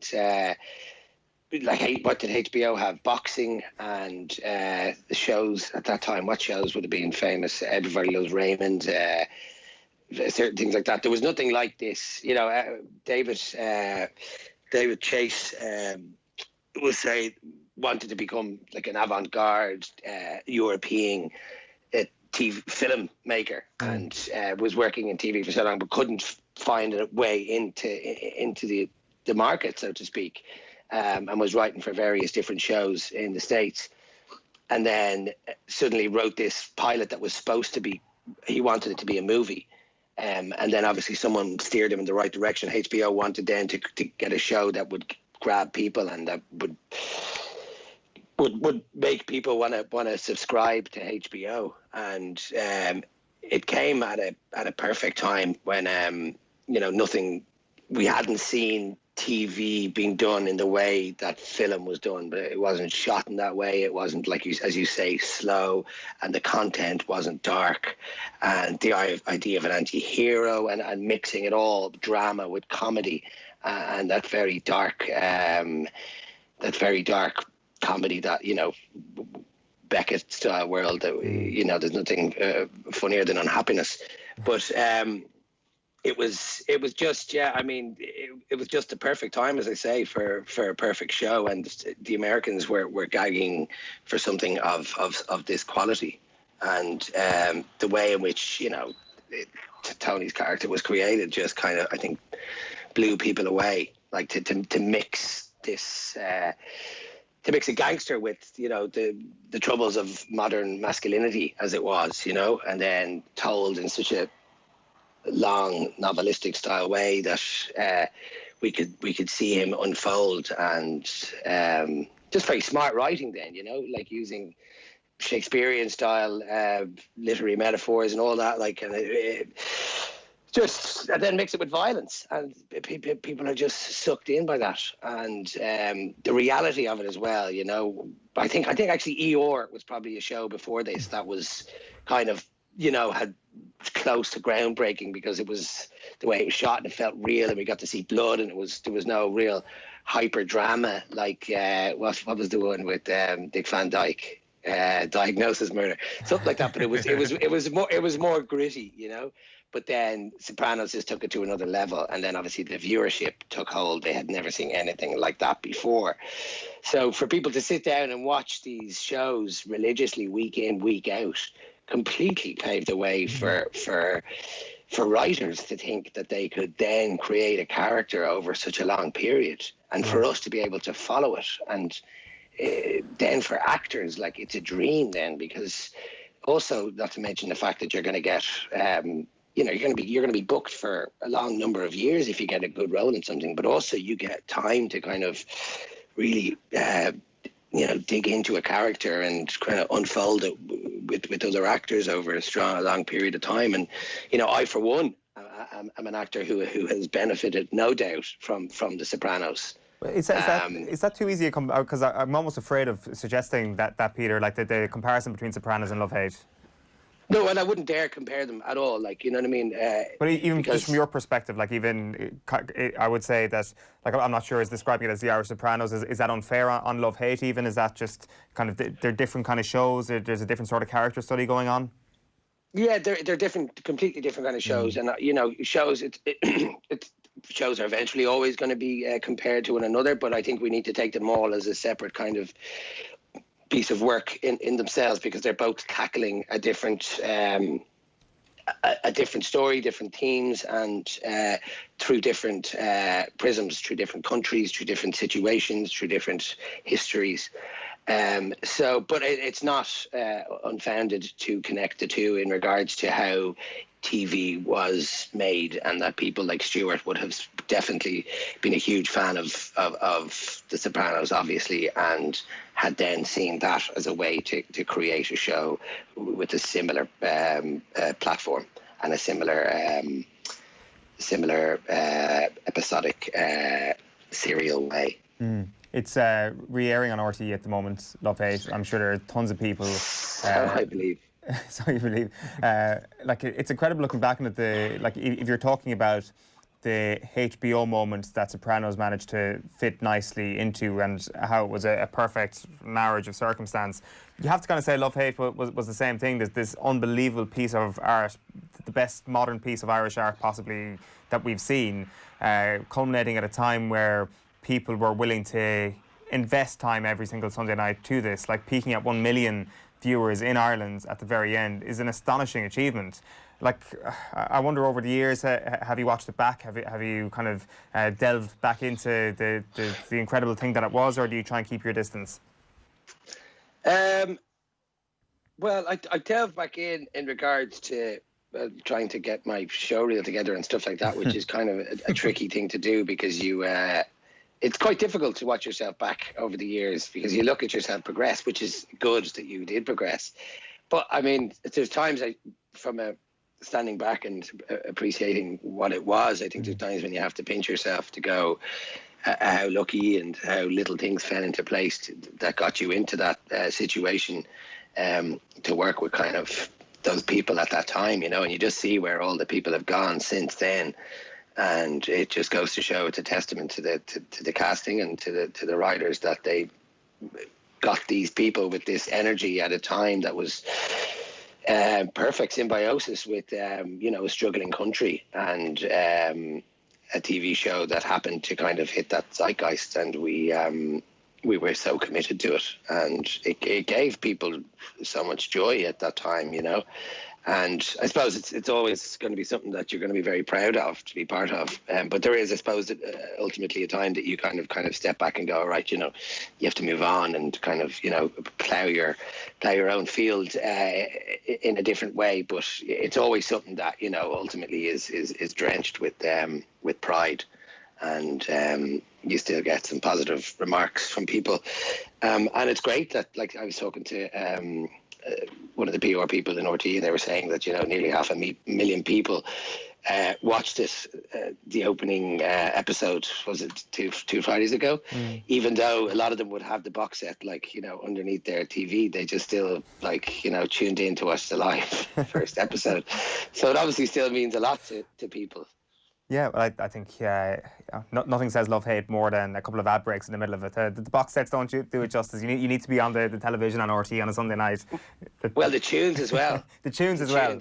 You get the tunes that Stuart picked on TV, and they were absolutely that's something they should do. Get the box set of the tunes from Love Hate, because the tunes were brilliant. It just made the show as well. It's great to have it back. It's been great chatting to you as well, Peter. But the last thing we should mention is Liverpool are about to win the Premier League.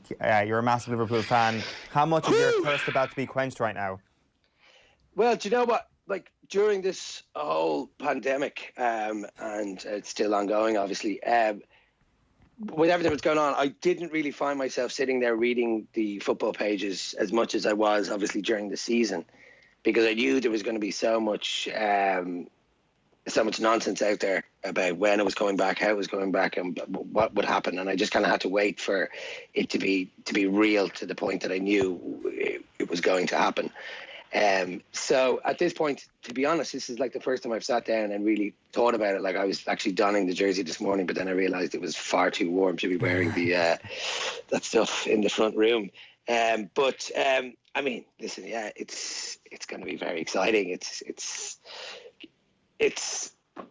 unfortunate that it's happened, that we can't do it the way we would have liked to do it after all this time. But to be honest, I don't think that's going to take away from anything. I think that the way we played all season, we were by far the best team in the league, and I think we deserve this more than any team has ever deserved it. Yeah, it's. I think, in fairness as well, I think the euphoria probably culminated around Christmas, when it became apparent at that point that they were going to win the title. I don't think it diminishes it one bit. Just a reminder that you're watching the OTB Culture Hall of Fame with Now TV, and we're talking about The Sopranos with Peter Coonan, which you can stream right now on Now TV, as well as all the live sport that you'll also be able to stream now that the Premier League is back. Are you excited in general about the return of sport then, not just about Liverpool? Yeah, I am. Unbelievably, I'm sick of watching retro reruns of Premier League matches. But yeah, it's going to be exciting, big time. I just can't remember. It's so long since I sat down and watched football. I just can't remember what it's like to do it. Maybe we don't have the attention span anymore. Yeah, that's the thing. Yeah.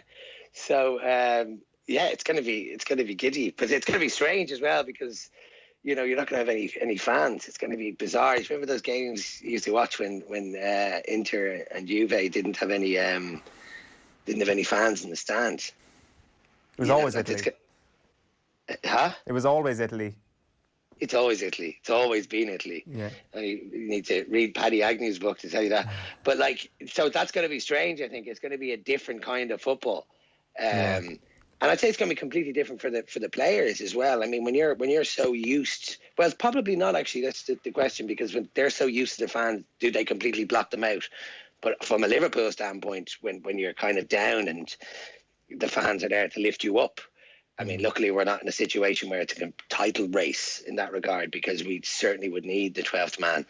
But I suppose it's an interesting one. It'd be interesting to hear the thoughts of the players after the first couple of games, and how the absence of fans affects them, and the adrenaline on the pitch. Yeah, well, as a dedicated Liverpool fan, Peter, I congratulate you and your team on the success this season. Enjoy Liverpool finally getting over the line over the next couple of weeks. It's been great chatting to you, Peter. Thanks a million for hopping on the call. Thanks a million, guys. All the best. Great chatting to you. Peter Coonan there. And that is it for this week's episode of the OTB Culture Hall of Fame.